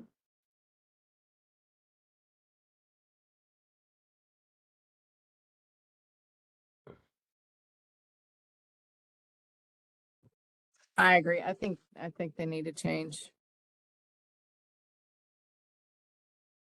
Okay. I don't think any of the language from the cornerstones of the standards themselves would need to change. I think it would just be the category would change. Right. To The synthesis instead of category, integration. I don't know. It always seemed a little odd to me anyway, because that's what we do when we learn is integrate knowledge. So how would you change the category to ICI? I think it would just ICI would in every instance ICI would become SKI instead of just in one instance. Okay, I'm good. Everybody good with that? Going to the SKI from the ICI. In a weird way, this feels like the most substantive thing we've done. It's rather icky to me. Yeah, definitely big feelings. More it's like it's sticky. Right. I look forward to fielding questions now. This is all good. Okay. So now direct your attention to these cornerstones. It looks like if you'll take a look at 2 through 6 and see how you feel compared. I won't give everyone whiplash, but look at the 12. Please correct me, Vice Chair Hilliard, but my understanding is generally the way my understanding of the cornerstones is that the English 3-4 should look very close to the cornerstone. If not, in some cases, I believe Tammy's group made them the same, with the idea of like you're walking out the door with that skill, obviously, because that's the end of K-12. So just check 2, 3, 5, and 6 of the speaking listening cornerstones against the English 3-4 standard. Yeah, and I proposed, and people are welcome to take them or not. I proposed edits to each of those in the edits column under the. Is listening skills broader than listening? I just know that we really hated utilized listening skills. We had deleted that thing in every instance it existed except for in the Cornerstone, as far as I could tell. Then we had a reason for doing that, so I would suggest that your change is legitimate. Everybody okay with that, to change to listen? Yes? Yes. Consider that one Okay, so- accepted. Which Cornerstone was that again? Can someone remind me really quickly? SLCC 3. 3, okay. I'm putting So now the Cornerstone will now read, listen to gather information to enhance understanding. Yes. Are we good with that, everyone?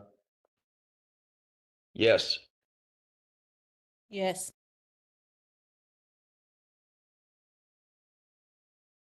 Okay. That one's done. Next up, we have, SL2. Mhm. Yeah, let's go back to 2. SL2, we had these. This one is pretty similar to a Cornerstone that we had in writing, or sorry, reading. This is similar to the reading standards we've been Cornerstone we looked at, where we say integrate and evaluate information. And like I said, in the reading standards, we were pretty intentional about changing integrate and evaluate to evaluate and synthesize. So I didn't know if we wanted to do a corresponding edit to the speaking and listening since we made that decision. Yes, let's keep it the same. Yes. Okay. And then we also, in this reading standards, we had tried to avoid this language about such types of media formats in the Cornerstone. We just said diverse media formats and then let the glossary define what we meant by diverse media formats. So we had deleted this corresponding such as list of visual, quantitative, and oral formats. So I was asking if we wanted to make a corresponding deletion of this such as list.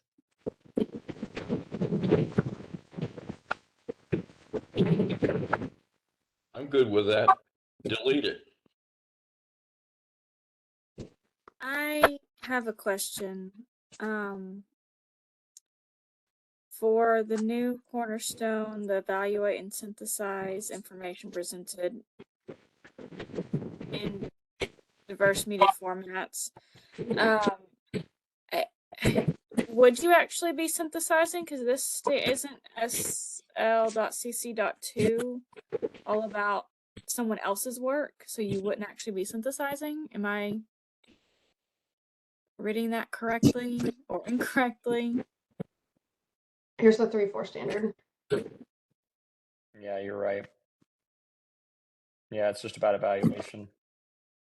So do we just need to delete the language about integrate and just say evaluate information? That's what it concludes with. I don't see where we're integrating things. Unless you think say so. so. I mean, they're two different requirements. They could take information received in a variety of different ways and put it all together to gain a new meaning, a deeper meaning, where they can evaluate it. Two different things. Do we want to address both of them in that standard or just evaluate? I'm okay with either. I don't see any instances of the word integrate in our standards themselves, and I would feel a little uneasy about having a verb in the Cornerstone that's not in the standards for this progression. I'm good with that.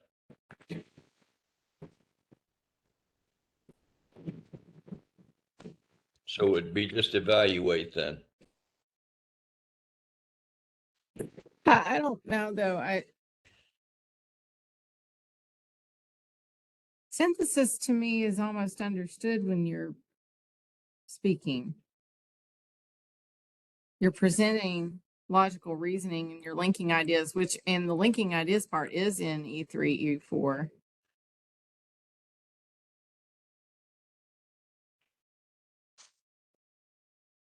So are you good with the way that it's been revised, Lacey?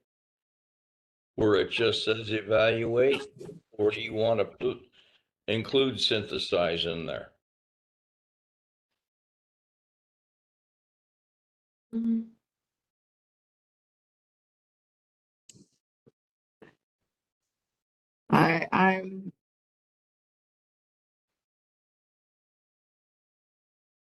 I'm looking down through the rest of the speaking and listening standards to see what I actually think about that.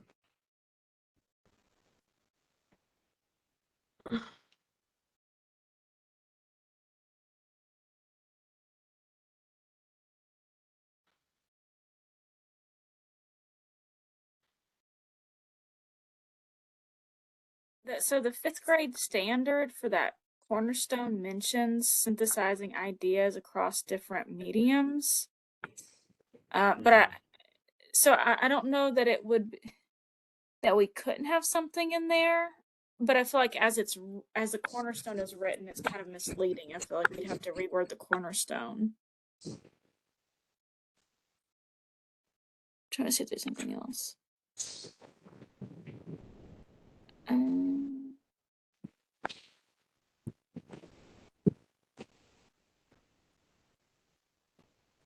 Yeah, to me, it seems amiss that if we don't include synthesize in that particular speaking and listening standard. But that may require revising the standard itself just a little bit. I'm good with that too. If that's what we want I'm to open to others' thoughts on that. Well, if that's what we're asking them to do, then let's say it. If So- that is an essential part, if that it increases the rigor, moving from one grade level to the next. It seems like I'm seeing language about in the lower standards gathering information, gathering additional information, clarifying understanding in the lower grades, but I'm not seeing anything hitting on synthesis or integration in the upper grades. So I'm not against having synthesis in the cornerstone, but I feel like it just needs to be reworded. Like, I don't know, maybe have an additional element like that and says and synthesize information from a presentation or something. That's like as it's written, it doesn't make sense.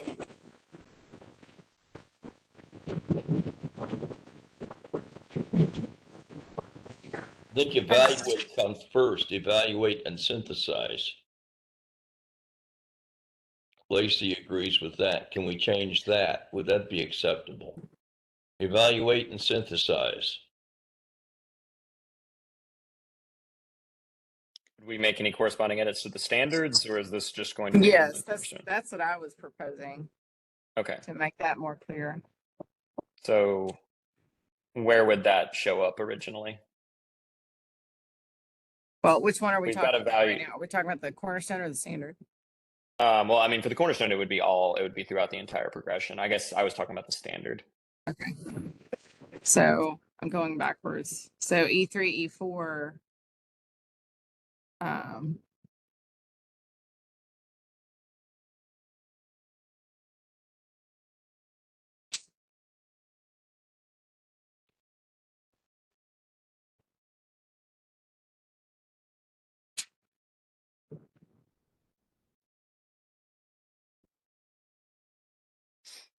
To me, it almost makes sense to, in E3, E4, say assess the stance, premises, word choice, points of emphasis, bias, and tone, have a separate semicolon that then says synthesize ideas.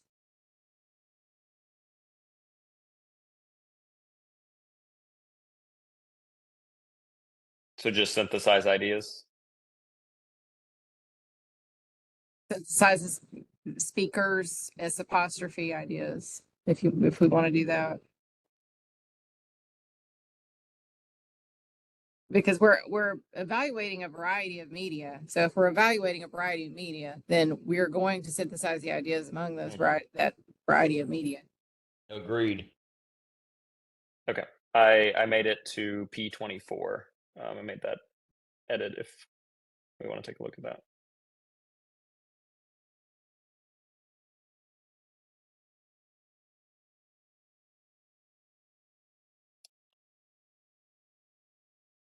And then did we make the decision to say evaluate and synthesize for the cornerstone?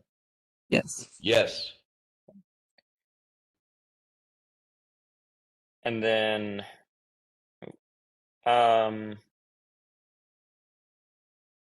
are we going to just synthesize speakers' ideas at the E3, E4 level, or does that need to happen at earlier levels as well?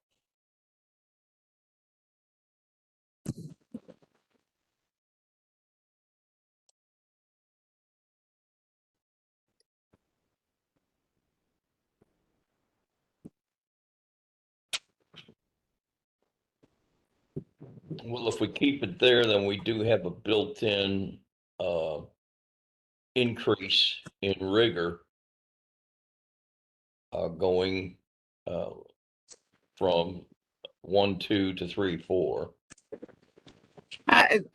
We created a nice, I think, progression among those standards. So the sequencing makes sense. I feel fairly comfortable with leaving synthesize where we did, or synthesis where we did. Yeah.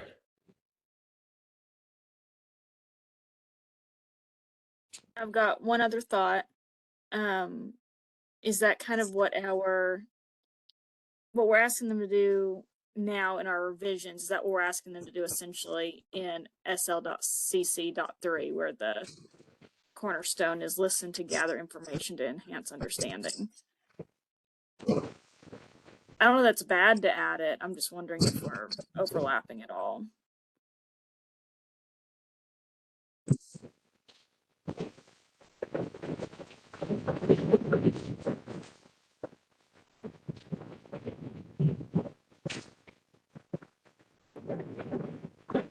I think I'm fine with what we have, but I'm open to opinions. Fine with what we have too. Him as well, if Miss Dockery is.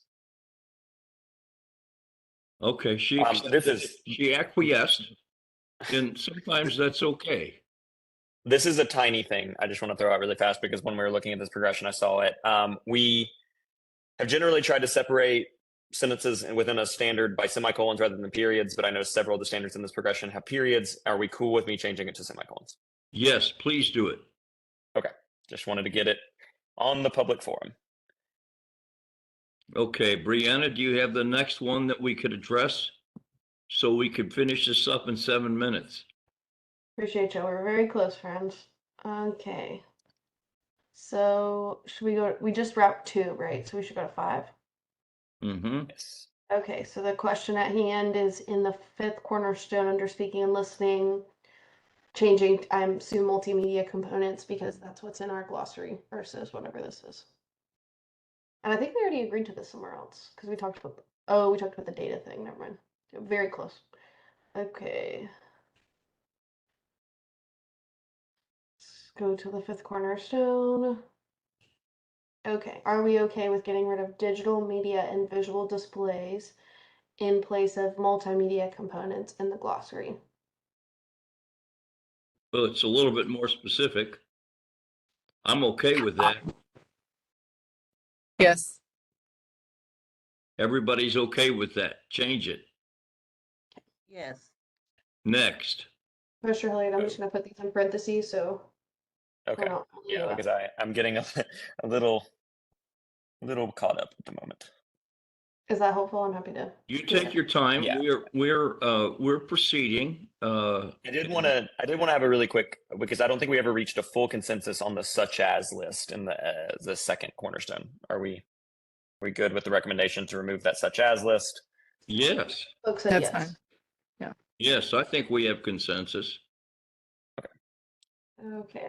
Yeah, I'm adding, so far, yes, yes, yes. So just keep on keeping on, Vice Chair Hilliard. Okay. 2 different cornerstones. Oh, excellent. Thank you for finding that. That brings me a lot of joy. Okay. So, looks like we'll try to find them. Okay, so this is option number 1. Speak to and for a variety of real-world contexts and formalized settings, demonstrating a command of academic language appropriate to task, purpose, and audience. Or, Excellent. Adapt speech to a variety of contents and communicative tasks, demonstrating command of formal English when indicated or appropriate. I like the first myself. Well, actually, in the 8th grade standard, it says academic English Yeah, instead of formal English. that's a good flag. I do think Tammy, please correct me, but I think the intent of the committee was academic English because formality is more or less important depending on the exact thing you're talking about. I think we've talked about this before, but like poetry, formality isn't always helpful or artistic. No, using your cup, yeah. So I thank you for the flag, Miss Now. I believe the academic English would be the formal. I think that was your predecessor's I cornerstone in agree. it. But So I like the way that the first iteration that you had, it seemed to be more specific and address everything.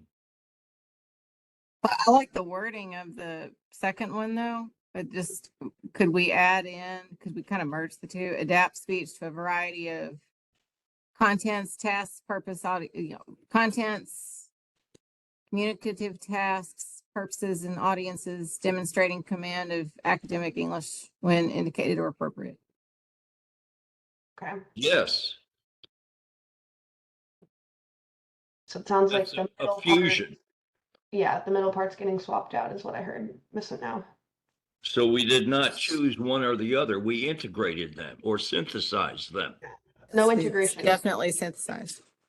Could someone throw that language into the parking garage just because I've been kind of half in this conversation?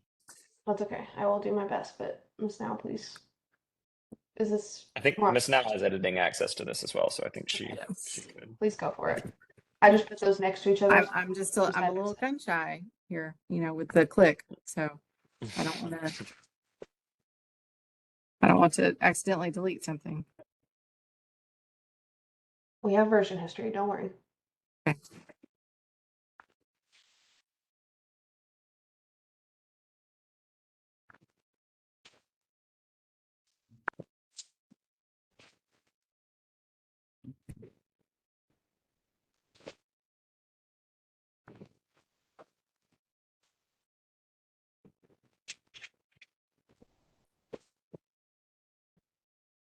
Variety of contents. You want that plural? I think so. I think so. Anybody agree with that or disagree? Well, everything else is plural. Okay. Meaning like subject area, sort of. Yes. Do we use language analogous to that in the standards themselves? You have that one about language where it's like domain or subject specific. I don't know if you have a preference between content and subject. In the 6th grade, yes, in the 6th grade standard, we have a variety of contexts and tasks. Yeah, we use the word contexts a lot in this Okay. progression, so we might want to. Why don't we say that one in. contexts?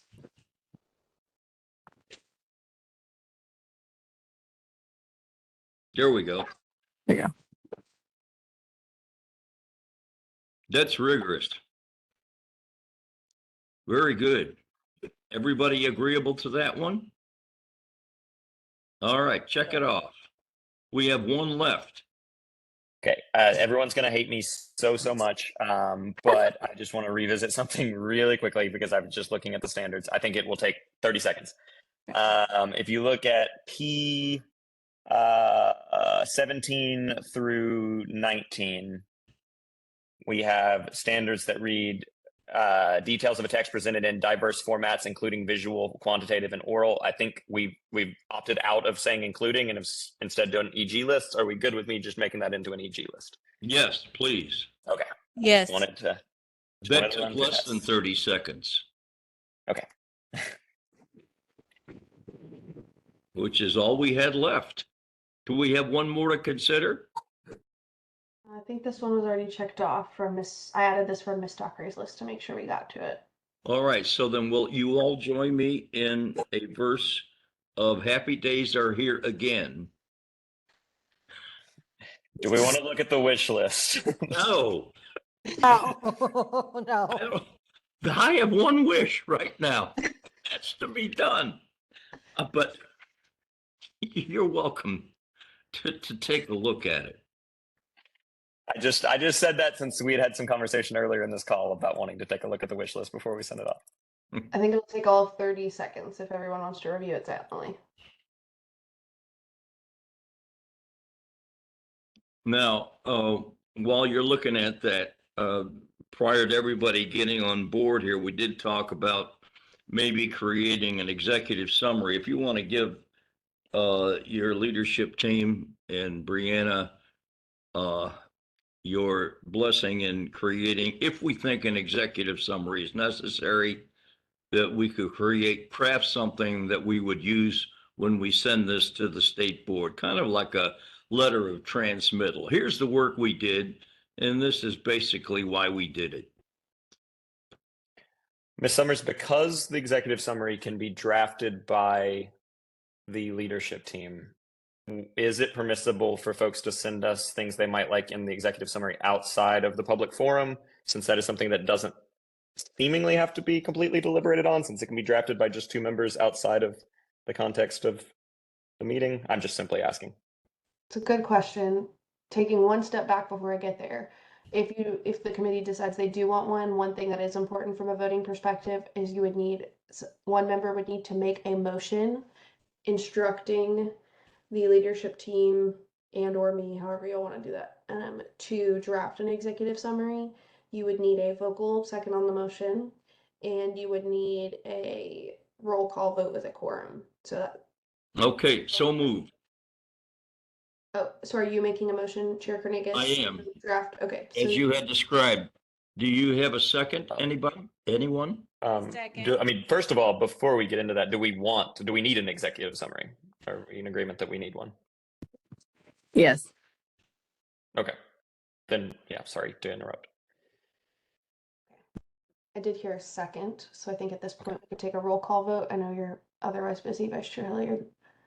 Yeah, that's fine. I'll pause what I was doing and move to the roll call vote. So this is a roll call vote to have the leadership team draft an executive summary, correct? Yes. And to allow for input from the committee. You can email Brianna and she could summarize all the input we receive. Yeah. And give you a week or so to do this. This is permissible and something we could. I think it would fall similarly under Ms. Dockery. I want to check with our general counsel that because I believe we're closing this committee at the end of this meeting until further notice. I would want to double check, but I think that sounds right. Okay, so the motion is for the leadership team to draft an executive summary with taking into account comments from team members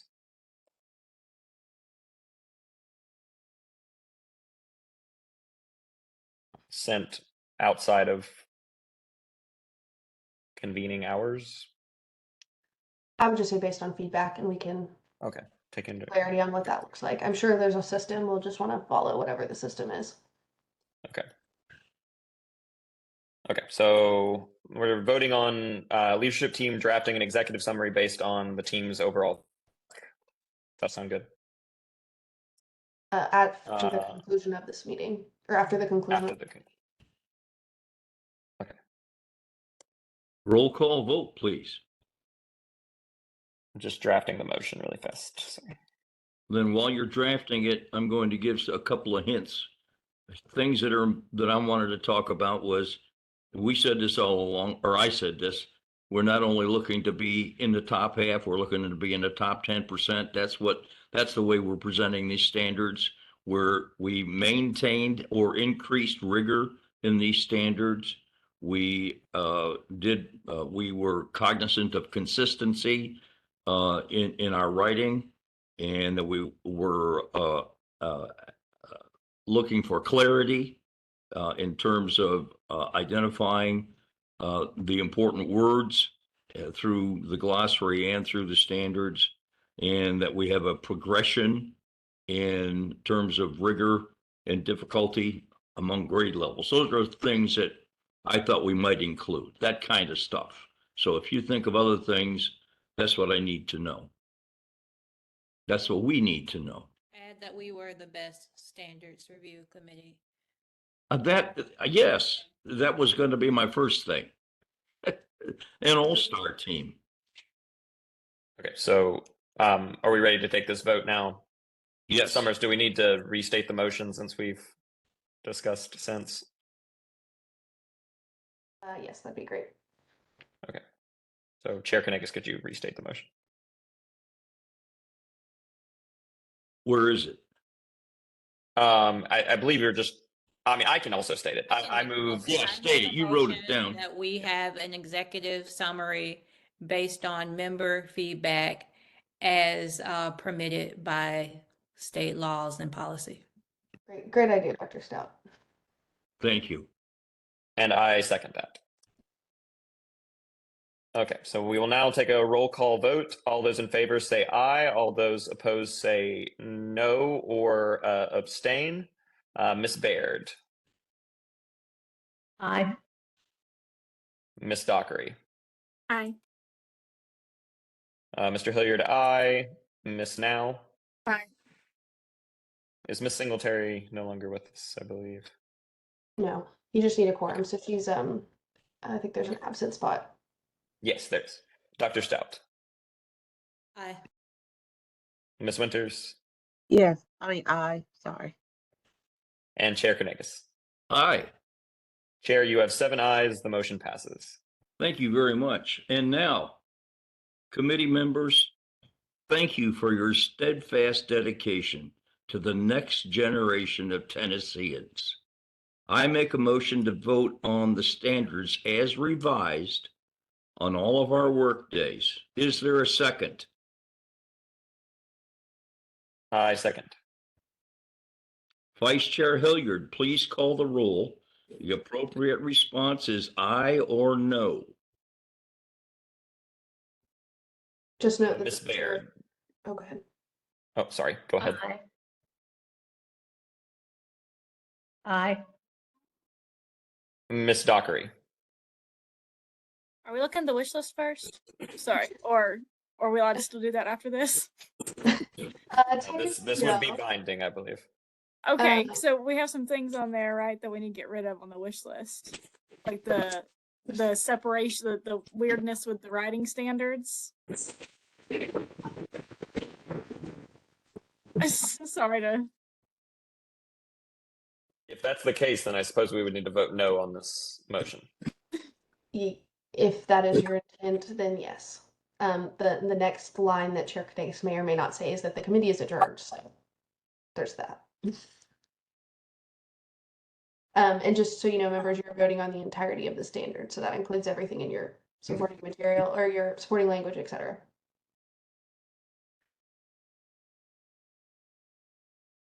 Well, that would say that we all accept whatever weirdness there might be in the standards as presented, and that we're all comfortable with it, that it's not too weird for us.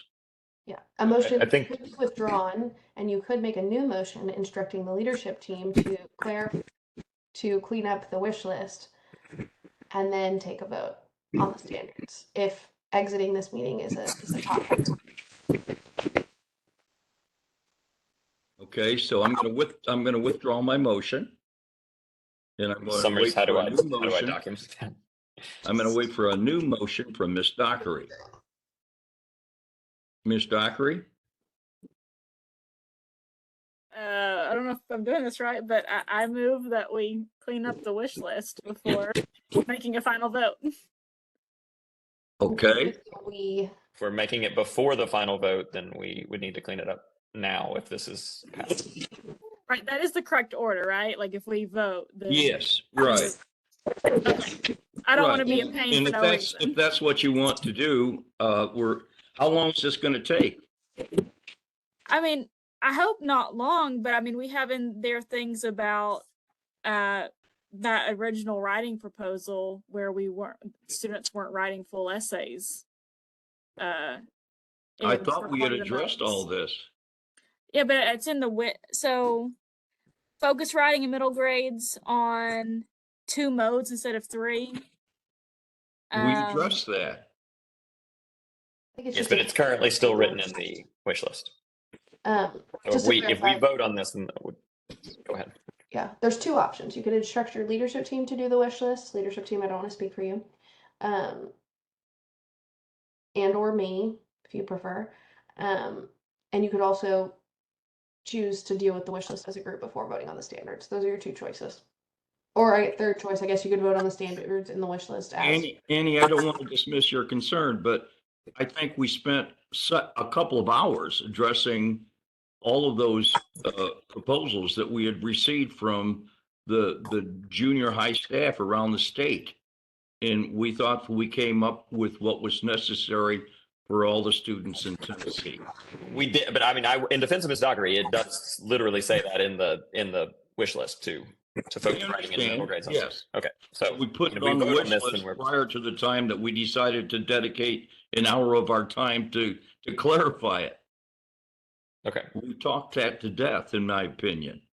Well, I'm not saying we didn't come to a decision, but my understanding is other people will see this wish list. And so if we have things on this wish list that are inaccurate to what we want, then it might lead to confusion and or maybe major problems. That's my understanding. So how many If we items don't- on there, and can we just run through them? I think we're probably spending more time thinking about what to do with the Yeah. wish list, and we could probably just run through Right. it fast and say we've already tackled this. Yeah, I would agree that there aren't that many. Then do it. Let's go. Okay, change font to make difference between RI and RL clear. I think we're good there. Yep, I will do that. Provide instructional support, professional development for teachers to support reading comprehension strategies. I think we're good there. Linking standards guide, linking standards and standards guide. We're good there. We delete that, right? Yeah, I can I just thought we wanted the linking standard. I thought we wanted the linking standards In the standards guide. guides. yeah. Okay. We wanted a reference sheet, copy of the rubric for testing purposes. I think we're good there. We have recommendations on how to change the rubric. I think we're good there. Definitions in the appendix. I don't think we need that. We made the definitions in the glossary, correct? Yes. Okay, so we can get rid of that. Models for 5th grade writing. I think that's great. Linking standards to the standards document. I think we can probably delete the reference above and just say that, right? Well, that's the standards instead of standards guide. So Mm. Oh, Just put yes. linking For the standards in the document. standards So probably guide. yeah. Yeah. So we just want to say add linking standards to the standards guides document. Yes. Yes. Okay. Okay, so I'm gonna delete row 3. So I'll see. Okay. Unpack effects on the reader, E1 RL CS5 in the standards guide. We Did we addressed keep that that. language? We cleaned that up. Okay. So do we need to delete that then? I think we can delete it, yeah. Because we talked about that for a while. Okay. Standards guide specify use of satire in 3.4 RL6. I thought we did that in the standard. I almost certainly have EG satire in the standard itself, I believe. But we're specifying the particular use of it in the standards guide, Okay. aren't we? Yeah. I mean, you could ask them to expand on it. It's just a matter of if you want to or not. Hey, that's fine. I think we can do that in the standards guide. Okay. Standards guide, continue to provide use of resources for teachers when teaching tone versus mood. I think we're good there. Yes. Represent how content can be presented in the standards guide, particularly in R7. I don't know what that means. I don't either. Is that the one related to science and social studies? Don't think so. R7 is it's integrate and evaluate content, or it's the one about evaluating and synthesizing content presented in diverse formats and media. So I think it's show what Giving it looks like. examples, I think.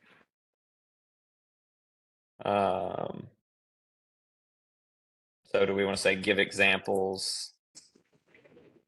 Yeah. Of how multimedia content, I guess. Yeah. Provide examples in the standards guide of 4.rl.ICI9. Oh, it's not ICI anymore. I don't know what that is. Compare and contrast the ways authors approach similar themes, topics, and plots and stories from different cultures. Are we good to just leave that in the wish list? I am. Emphasize and explain illusions in 8RL Ski 9. We good that? Yes. Okay. For RL Ski 9 high school standards include information supporting the intent that the standard should address the use of texts of literary and or historical significance when teaching the standard. I think that's fine. Clarify what prompting and support means for each grade level in RL, RI, RRTC, not 10. Didn't y'all get rid of prompting and support or no? No, we still have prompting and support for the little ones. Yeah. Okay. We actually, we get rid of it at the 6th grade level. It's in K5. That was part of our progression of rigor. Cool. Okay. So do we just need to specify in the standards guide? Yes, standards guide. Okay. For R10, sorry, I didn't mean to speak over someone. Include supporting language regarding specific instructional strategies teacher can use to support reading comprehension. I'm fine with that if other folks are fine with that. That's it, right? We have like 5 more. Okay. Than the other category. Focus writing in middle grades. Okay, that's the 2 modes versus 3. We're getting rid of that one, correct? We settled that. I lost the debate, but we did decide. Before testing, make an announcement in the spring or at another appropriate time before the assessment about the particular mode of writing to be tested. That was Ms. Snow's proposal. Right, absolutely. And he agreed to talk about that. So I say that goes in the executive summary. Is that something that would be appropriate to add in the executive summary? Your predecessors and social studies made specific requests of the department, et cetera. Okay. And theirs. So I move second and finalize that goes in the executive. That's a comment, yes. Okay. And then elementary focus on narrative and opinion, 6 through 8 grades teaching all 3. We did not decide that. We decided that they were going to do all 3 as well. So I think we can delete that, correct? Yes, delete. Okay. Equity issue with number of standards in the middle grades versus the elementary grade band and the high school grade band. I think that he did a study and he said we're pretty much on parallel with that. Yeah, when Michael and I looked into it, actually, did elementary have the most? 6-8 was right in the middle. They weren't the most, they weren't the least. Right. Even when you control for electives and stuff. Not an issue anymore. We deleting that one. Yes. Okay, last one. School districts, administrators, decision makers provide more instructional time to provide educators with sufficient support to be able to thoroughly teach the standards, especially the writing. Yes. Yes. And so I would say if we're adding that to In the executive summary. yeah, especially the writing and especially in middle grades, because there still is some tension in middle grades, it seems like. Yes. Yeah. Definitely. Okay. Keep it on. So then is this our final wish list? Anything else? I jumped the gun. As your servant leader, I apologize for that. I just try to get everybody out on time. I appreciate you, Andy, bringing us back to go over this. I think it just indicates how dedicated you guys are to be willing to spend any extra time it takes to do a very thorough job. Now, I should ask this question.